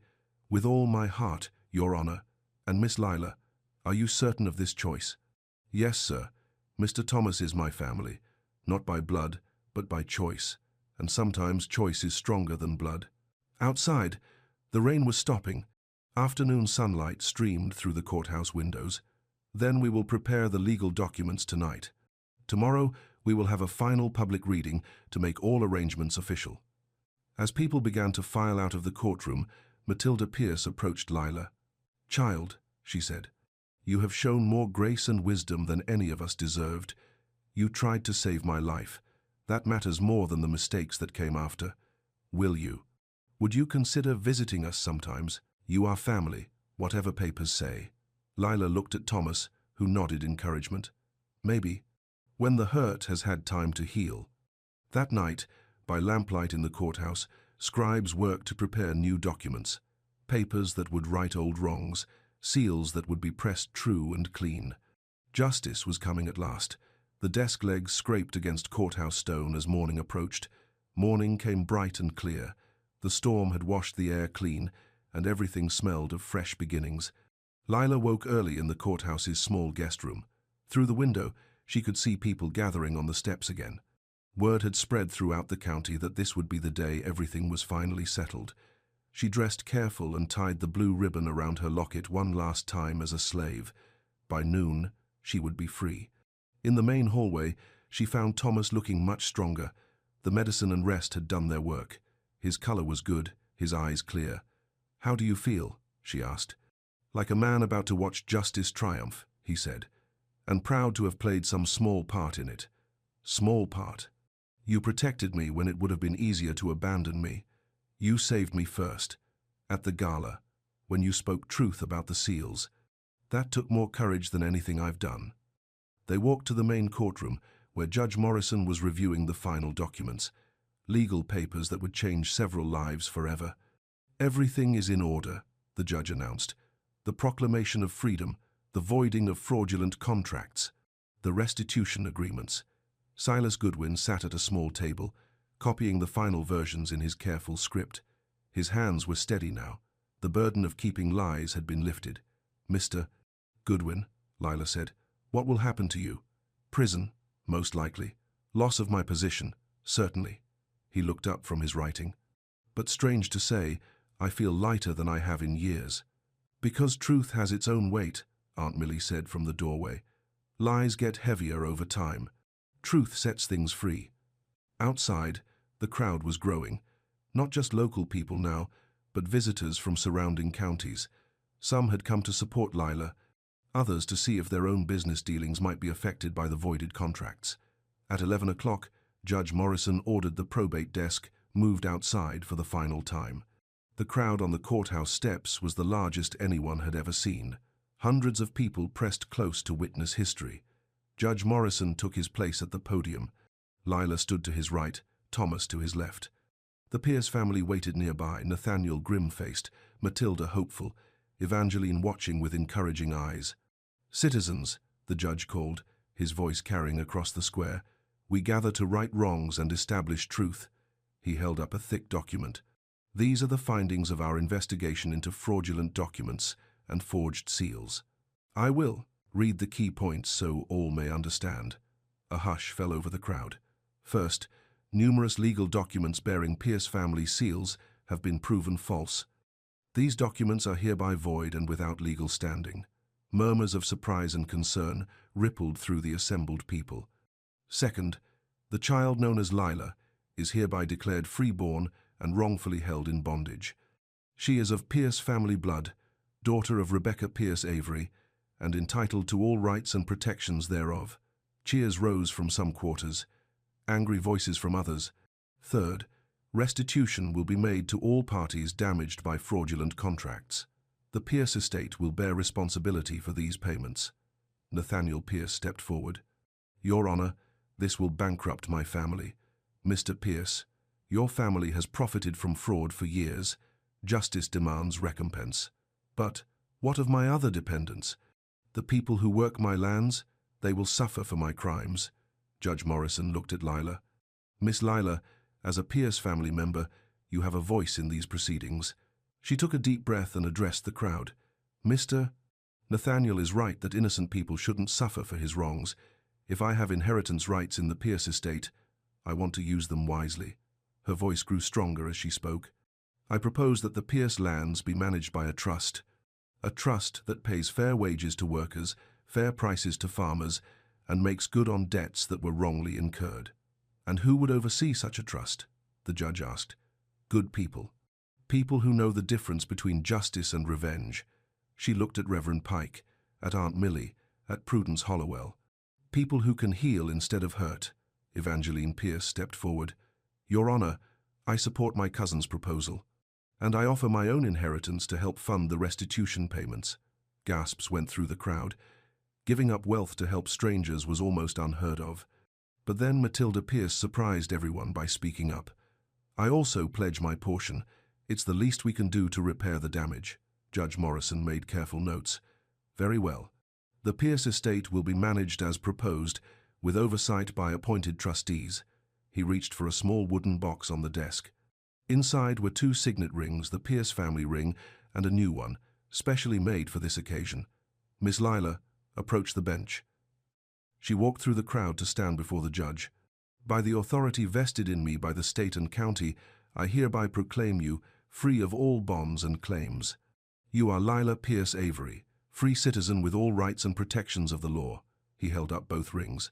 The Pierce family ring, showing your blood heritage, and this new ring, showing your chosen family. The new ring was simple, silver, with an engraved star, the same pattern as the Pierce seal, but smaller and more delicate. You may choose either, both, or neither. The choice is yours alone. Lila looked at the rings, then at Thomas, who watched with tears in his eyes. I choose both, she said.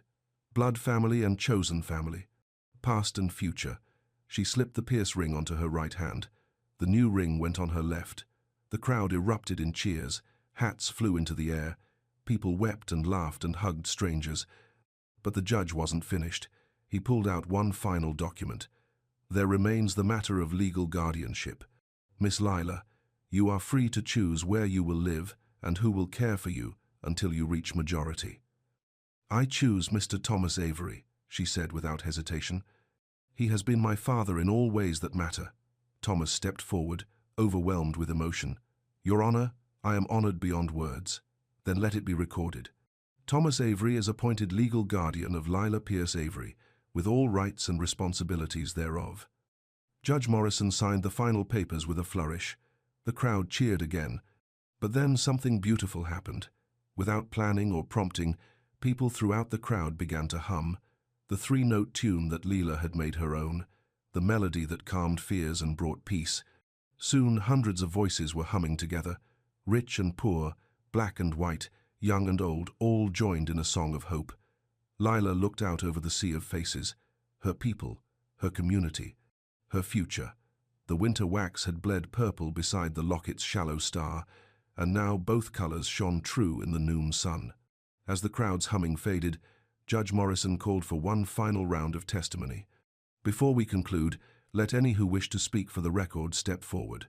Aunt Millie was the first. She walked to the center of the steps, her weathered hands folded calm. I delivered babies for 40 years, she said, her voice carrying clear. Rich babies, poor babies, babies who lived, and babies who went to glory. She looked directly at Lila. 9 years ago, I helped bring this child into the world, weak and small, fighting for every breath. But I also saw her spirit bright and strong and determined to survive. The crowd listened quiet. Later that same night, I helped make a choice that saved her life, but cost her freedom. We thought we were choosing the lesser evil. We were wrong. Her voice broke slightly. But even our wrong choices couldn't dim the light in this child. She grew up kind and brave and true, despite everything. Aunt Millie wiped her eyes with her apron.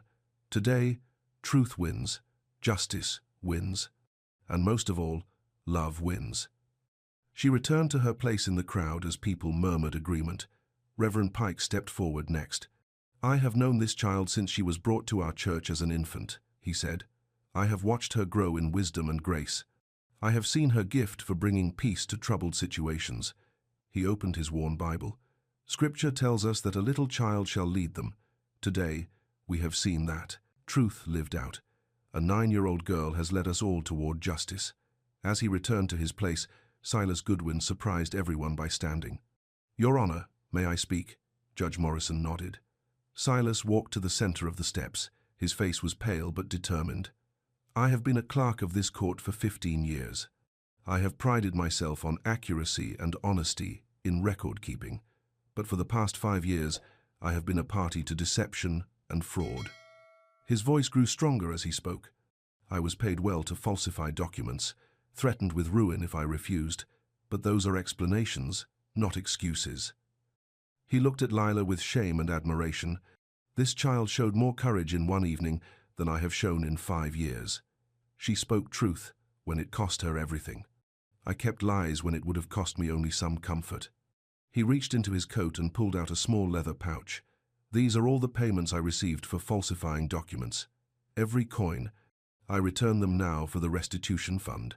He placed the pouch on the judge's desk. "I know I face prison for my crimes. I accept that penalty. But I want the record to show that my final official act as clerk was to verify the truth of this child's freedom." The crowd was silent as Silas returned to his place. Even his enemies seemed moved by his honest remorse. But then Nathaniel Pierce stepped forward, his face dark with anger. "Your Honor, this is all very touching, but let's speak practical truth. This girl may have Pierce blood, but she was raised as property. She cannot simply step into a role she was never prepared for." Murmurs of agreement came from some in the crowd. "Furthermore, the financial damage of these proceedings will destroy not just my family, but dozens of others whose livelihoods depend on Pierce business." He pointed at Lila. "One child's dramatic story should not be allowed to wreck so many lives." The crowd grew restless. Some people nodded, others looked angry. But before Judge Morrison could respond, Evangeline Pierce stepped forward. "Uncle," she said, her voice clear and firm, "you speak of practical truth? Then let me share some." She turned to address the crowd. "For 5 years, our family has lived a lie.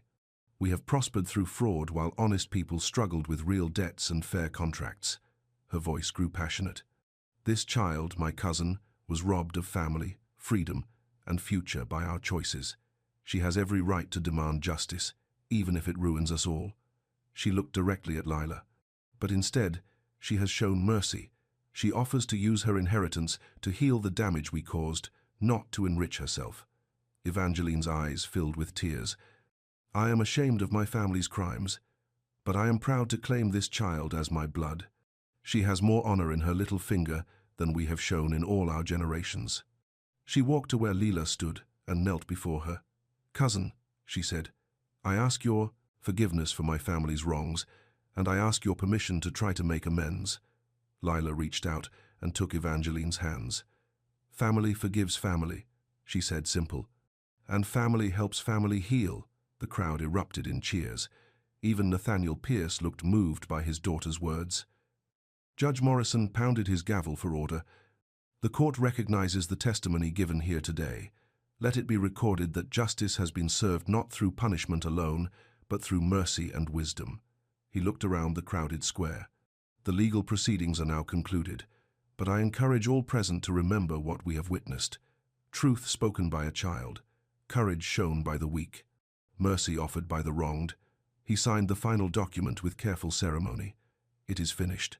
The ledger lay open like a mouth that would not close, but now it spoke only truth. The afternoon sun slanted across the courthouse steps as people began to gather around Lila and Thomas. Well-wishers, curiosity seekers, and people whose lives had been touched by the day's events. But Judge Morrison wasn't quite finished. He called for attention one more time. "There remains one final matter. The formal signing of manumission papers and guardianship documents." He gestured to the wooden table where fresh papers lay waiting. Official documents written in Silas Goodwin's careful script. "Miss Lila Pierce Avery, these papers legally confirm your freedom and establish your new legal status." He handed her a quill pen. "Your signature will make it official." Lila took the pen with steady hands. She had learned to write her letters from Thomas. practicing by firelight in their small kitchen. Now those lessons would serve their greatest purpose. Slowly, carefully, she wrote her name at the bottom of the Freedom Papers. Lila Pierce Avery. Freeborn, wrongfully held, now legally recognized. The crowd watched in perfect silence. A slave child signing her own Freedom Papers was something most had never expected to see. Next came Thomas's guardianship papers. "Mr. Avery," Judge Morrison said, "by signing these documents, you accept legal responsibility for Miss Lila's welfare, education, and protection until she reaches the age of majority." Thomas took the pen with hands that trembled slightly. Not from fear, but from overwhelming emotion. "It is the greatest honor of my life," he said, and signed with a flourish. But Judge Morrison had one more surprise. "Miss Lila, because you are now legally free and of proven blood relation to the Pierce family, you have the right to make certain legal declarations of your own." He handed her another document. "This is a household charter. It legally establishes your chosen family as your permanent family, with all rights and protections thereof." Lila read the paper careful. Legal language that basically said she could choose her own family, and that choice would be legally binding. She signed without hesitation. Then Thomas signed beside her. Aunt Millie signed as witness. Isaiah signed. Even Reverend Pike added his name. "What does this mean?" Someone called from the crowd. "It means," Judge Morrison announced, "that this child has used her freedom to create a legal family based on love rather than blood. A family that cannot be broken by law or circumstance." Prudence Hollowell stepped forward. "Your Honor, if I may add my name to that charter?" "The Quaker community wishes to offer our support as well." Soon people were lined up to sign the document. Shop owners, farmers, river workers, people who had been moved by Lila's story and wanted to show their support. But then Matilda Pierce approached. "Child," she said, "may Blood family also sign? I would be honored to be part of your chosen family as well as your birth family." Lila looked up at the woman who had helped save her life 9 years ago. "Yes, ma'am. I'd like that," Matilda signed with careful dignity. Then, to everyone's surprise, Nathaniel Pierce stepped forward. "I have been a fool," he said loud enough for all to hear. "Pride and greed made me blind to what truly matters." He looked at Lila with something like wonder. "You have shown more wisdom and mercy than I ever have. If you will have me, I would like to be part of rebuilding what my choices tore down." "Mr. Nathaniel," Lila said, "family is family. We help each other heal." He signed the charter with tears on his cheeks. By the time everyone who wanted to had signed, the document was covered with names. A community promising to protect and support one child's chosen family. Judge Morrison held up the completed papers.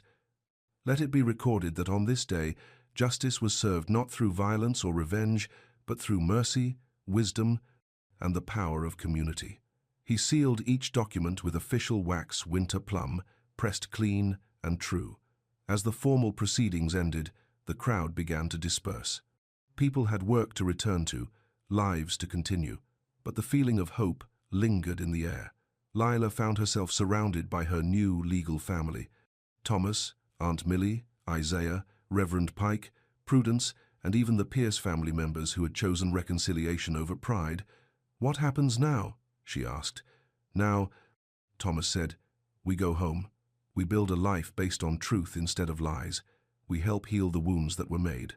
"And you sing," Aunt Millie added.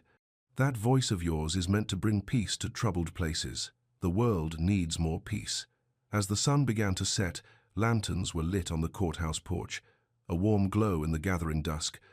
People began to hum Lila's 3-note tune again, a community song that had grown from one child's gift for calming fears. Judge Morrison approached for one final word. "Miss Lila," he said, "in all my years on the bench, I have never seen someone so young show such grace under pressure. You have set an example that this community will remember for generations. Thank you, sir, but I didn't do anything special. Just spoke what I saw. Child, speaking truth when it costs everything is the most special thing anyone can do." As full darkness fell, the lanterns cast dancing shadows on the courthouse steps. Tomorrow would bring new challenges. The work of rebuilding trust and repairing damage would take time, but tonight was for celebration, for family found and bonds freely chosen. The quill hovered above the final signature line, then found its place. The next morning brought visitors to Thomas's small house. Word had spread beyond the county now. People from neighboring towns had come to see the child who had spoken truth to power and chosen mercy over revenge. But Lila was more interested in the quiet visitors, families who had been hurt by forged documents, workers who had been cheated of fair wages, people who needed to know that justice would really be done. She sat on the front porch with Thomas, going through papers that outlined the restitution plan. Names and amounts, debts to be paid, wrongs to be made right. "It's going to take years," Thomas said, studying the long lists. "Good things usually do." Reverend Pike arrived with his Bible and a small wooden box. "I've come to offer a blessing," he announced. "If you're willing." "What kind of blessing?" "The kind that makes new beginnings official in the eyes of God and community." He opened the box to reveal a simple gold ring, not fancy, like the Pierce family signet, but solid and true. "This was my grandmother's," he said. "She was a woman who stood up for justice when it cost her everything. I think she would want you to have it." Lila looked at the ring, then at Thomas. "What would it mean?" "It would mean," Reverend Pike said, "that your freedom is blessed by faith as well as law, that your chosen family is recognized by heaven as well as earth." "Would you like that?" Thomas asked. "Yes, I think I would." They gathered on the porch, Thomas, Aunt Millie, Isaiah, Prudence, and others who had become part of their extended family. Reverend Pike opened his Bible and began to read. "The Lord sets prisoners free. The Lord gives sight to the blind. The Lord lifts up those who are bowed down." He looked at Lila with kind eyes. "Child, you have been set free not just from legal bondage, but from the bonds of fear and hatred that might have poisoned your heart. You have chosen to use your freedom for healing rather than revenge." He slipped the gold ring onto her finger beside the others she already wore. "Wear this as a reminder that freedom blessed by mercy is the strongest freedom of all." As he spoke the final blessing, something beautiful happened. The three-note tune that had become Lila's signature began to rise from the gathered people, not planned, but natural, a song of thanksgiving and hope. Soon, neighbors were joining in. People working in their gardens, children playing in the street, even passing travelers stopped to add their voices. The song grew until it seemed the whole town was humming together, a community celebrating not just one child's freedom, but the promise of justice for all. When the music faded, Prudence stepped forward with her own gift. "The Quaker community has prepared something for thee," she said. She handed Lila a small leather-bound book. "It's blank," Lila said, turning the empty pages, "for thy stories, the things thee has seen and learned, so that future generations can know how truth and courage can change the world. I don't know if I'm wise enough to write things that matter. Wisdom isn't about knowing everything," Thomas said. "It's about sharing what you've learned with others who need to learn it." As the blessing ceremony ended and people began to return to their work, Aunt Millie lingered on the porch. "Child," she said, "I've been thinking about names. What about them? Lila Pierce Avery is fine for legal documents, but around here, among people who love you, what would you like to be called?" Lila thought about it. 3 names, 3 parts of her identity. Pierce for her blood family, Avery for her chosen family. But Lila, that was just hers. "Just Lila," she said, simple and true. "Just Lila it is." As afternoon turned to evening, the porch filled with the warm glow of lamplight. Thomas brought out his fiddle and played gentle melodies.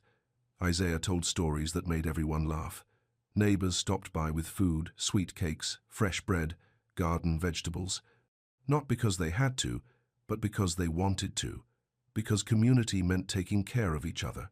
As the sun set, Lila opened her new journal and wrote her first entry. "Today I learned that freedom is not just about being free from things. It is about being free to choose who you love and who you help and who you forgive. The hardest choice is usually the kindest choice. But kind choices make the world better for everyone." She closed the book and looked around at her family, blood and chosen, old and new, all gathered together in the lamplight. Tomorrow would bring new challenges. The work of healing and rebuilding would continue. But tonight was perfect, just as it was. Hats came off as her name, dried in brown ink, and the future stretched ahead, bright with possibility. Summer arrived with its own kind of blessing. The restitution plan was working. Families cheated by forged documents were receiving payments. Workers were getting fair wages for the first time in years. The Pierce estate, managed by its new board of trustees, was beginning to heal the wounds created by years of fraud. Lila had insisted on visiting every family personally to deliver their restitution payments. Today she sat in the parlor of the Whitman farm with Thomas and Aunt Millie, watching Mrs.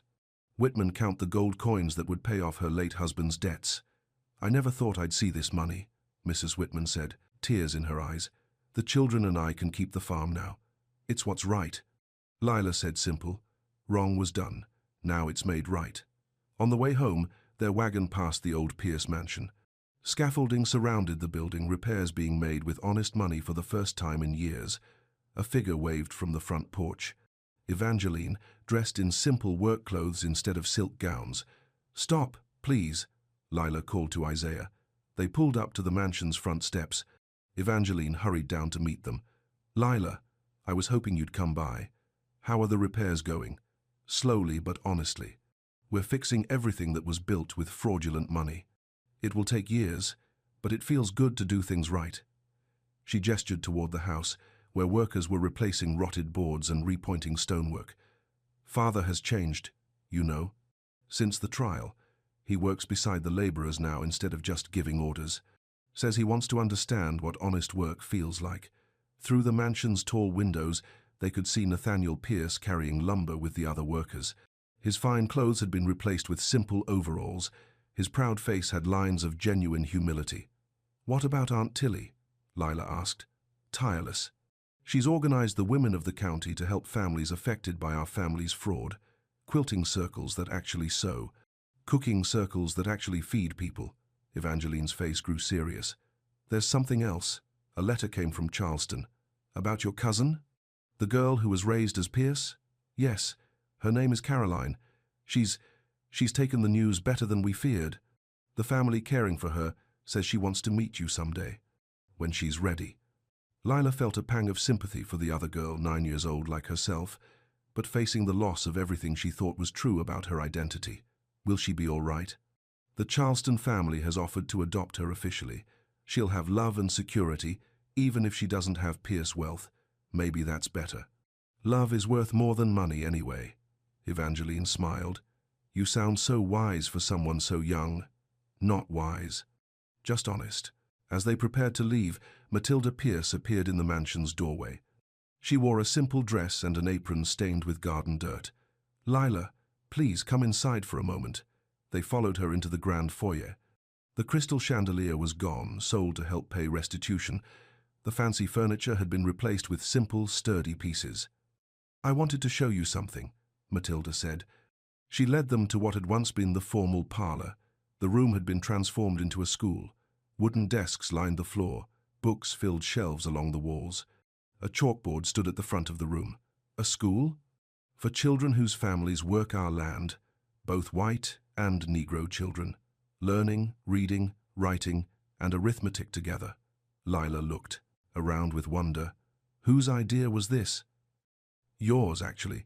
You said education was important. That children shouldn't be held back by things they couldn't control."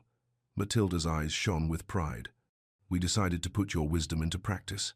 At the front of the classroom sat a small desk with carved initials. L.P.A. For you. If you'd like to help teach sometimes.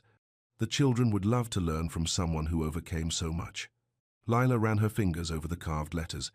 A place in the world that was truly hers, earned through courage rather than given through birth. "I'd like that very much." As they left the mansion, Thomas was unusually quiet. "What are you thinking?" Lila asked. "About how much has changed. 3 months ago, you were my property. Now you're teaching in the finest house in the county. I was never your property, Mr. Thomas. I was your daughter. Papers don't change what's in the heart. Still, seeing you take your place in the world, it makes me prouder than words can say." That evening, they sat on their own porch as fireflies began to dance in the garden. Isaiah played his mouth harp. Aunt Millie worked on a quilt that told the story of their journey in stitched pictures. "Lila," Thomas said, "I've been thinking about the future." "What about it?" "You're free now. You could go anywhere, do anything. You don't have to stay in this small town with an old farmer. She looked at him with surprise. Where would I want to go? I don't know. School in the city, maybe. See the world. The world is right here. People who need help. Children who need teaching. Work that needs doing. She reached over and took his hand. Family that needs loving. You're certain? Mister. Thomas, I've been a slave, and I've been rich family, and I've been free. Rich or poor, slave or free, what matters is the people you love and the good you can do. She looked out at their small garden, where vegetables grew strong and true in the summer earth. This is home. This is where I belong. As darkness fell complete, dogs throughout the town began their evening chorus. But instead of barking and howling, they seemed to be humming the three-note tune that had become the sound of peace restored. The hymn rose thin at first, then every voice found the note. 1 year later, the autumn air carried the scent of apples and wood smoke. Leela sat at her desk in the Pierce Mansion schoolroom, helping 8-year-old Marcus Williams with his letters. The boy's tongue stuck out in concentration as he copied words from the primer. The cat sat on the mat. He read slowly. Perfect. Now try the next line. Through the schoolroom window, she could see the Pierce estate bustling with honest activity. Workers brought in the harvest. Women tended gardens. Children played games in the yard while their mothers worked nearby. All of it supervised by the Board of Trustees, Reverend Pike, Prudence Hollowell, Aunt Millie, and others who had proven their commitment to justice over profit. Miss Lila, Marcus said, is it true you used to be a slave? Yes, it is. But you're teaching now. Yes, I am. The boy thought about this with the serious expression of childhood, trying to understand adult complexities. My papa says you chose to stay here, even though you could go anywhere you wanted. That's right. Why? Lila set down her own pen and really looked at Marcus. His clothes were mended but clean, his shoes were worn but sturdy, his eyes were bright with curiosity and hope. Because home isn't a place you're born, she said. It's a place where people love you and need you and help you become who you're meant to be. And this is your home. This is my home. The school day ended with the children singing together not Lila's three-note tune, but a new song they had made up about friendship and learning. Their voices floated across the estate like a promise that the future would be better than the past. As the last student left, Thomas appeared in the doorway. Ready to head home? He asked. Ready. They walked together down the lane that connected the Pierce estate to their own small farm. The setting sun turned the sky gold and orange. Harvest smells filled the air. At their gate, Aunt Millie waited with a basket of apples and the news of the day. Letter came from Charleston, she said. From Caroline. Lila took the envelope with careful hands. The letter was written in careful child script. Dear Cousin Lila, my new family says I can write to you now. I wanted to say thank you for making sure I was taken care of when everything changed. The lady here says you could have been angry about what happened, but instead you were kind. I am learning to read better. Maybe someday I can visit your school and we can learn together. Your cousin, Caroline. Leela folded the letter gentle and put it in her pocket. Another piece of healing in a year full of small victories. Inside their house, Isaiah had started a fire in the hearth. The pine table was set for supper. Simple food, but plenty of it, shared with gratitude. Any word from the courthouse? Thomas asked as they ate. Judge Morrison says all the restitution payments will be complete by Christmas, Aunt Millie reported. Every family that was cheated will be made whole. And Silas Goodwin? Serving his time, honest. Working in the prison library, teaching other inmates to read and write. Says he wants to use his years to help instead of hurt. After supper, Lila opened her journal and wrote the day's entry. Today Marcus asked me why I chose to stay here. I told him, home is where people love you and need you. But tonight I think there's more to it than that. Home is also where you can do the most good, where your gifts can help the most people, where love can grow the strongest. A year ago I was property. Tonight I am family. Tomorrow I will be a teacher, a neighbor, a friend. All the things that matter more than money or position or even freedom itself. Some people are born free, and some people have to fight for it. But real freedom comes when you use your liberty to help others find theirs. She closed the journal and joined the others on the front porch. Thomas played gentle melodies on his fiddle while Isaiah told stories that made them all laugh.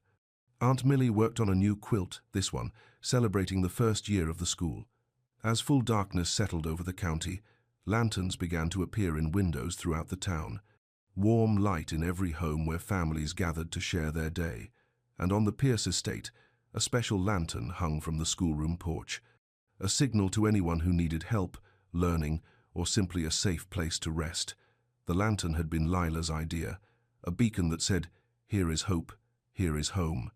Here is a place where everyone belongs." "Time for sleep," Thomas said as the night grew deep, but Lila lingered on the porch for a moment, looking out at all the lights scattered across the darkness. Each one a family, a story, a chance for tomorrow to be better than today. 1 year ago, she had been a slave child who noticed wrong wax on a seal. Tonight, she was a free girl who had chosen to stay home and help heal the wounds that lies had made. Tomorrow would bring new students, new challenges, new opportunities to do good in the world. But tonight was perfect, just as it was. The lantern burned steady in daylight, and the river answered with light. In the gentle glow of home and hearth, surrounded by chosen family and blessed with hard-won freedom, Lila drifted towards sleep with gratitude filling her heart. Truth had triumphed, justice had been served, and mercy had made all the difference. In years to come, when people told the story of the slave girl who brought justice to the river counties, they would remember many things: the wrong-colored wax, the locket that held a secret, the courage to speak truth when it cost everything. But most of all, they would remember the choice to forgive instead of revenge, to heal instead of hurt, to use freedom as a gift for the whole community rather than a privilege for just one person. And on quiet evenings, when the lantern burned bright on the schoolroom porch and children's voices carried across the water, people would hum the three-note tune that had once calmed a frightened mule on a ferry and had ended up calming a troubled corner of the world. The light that began with one child's honesty became a beacon for generations, proving that truth, spoken with love, can indeed set everyone free.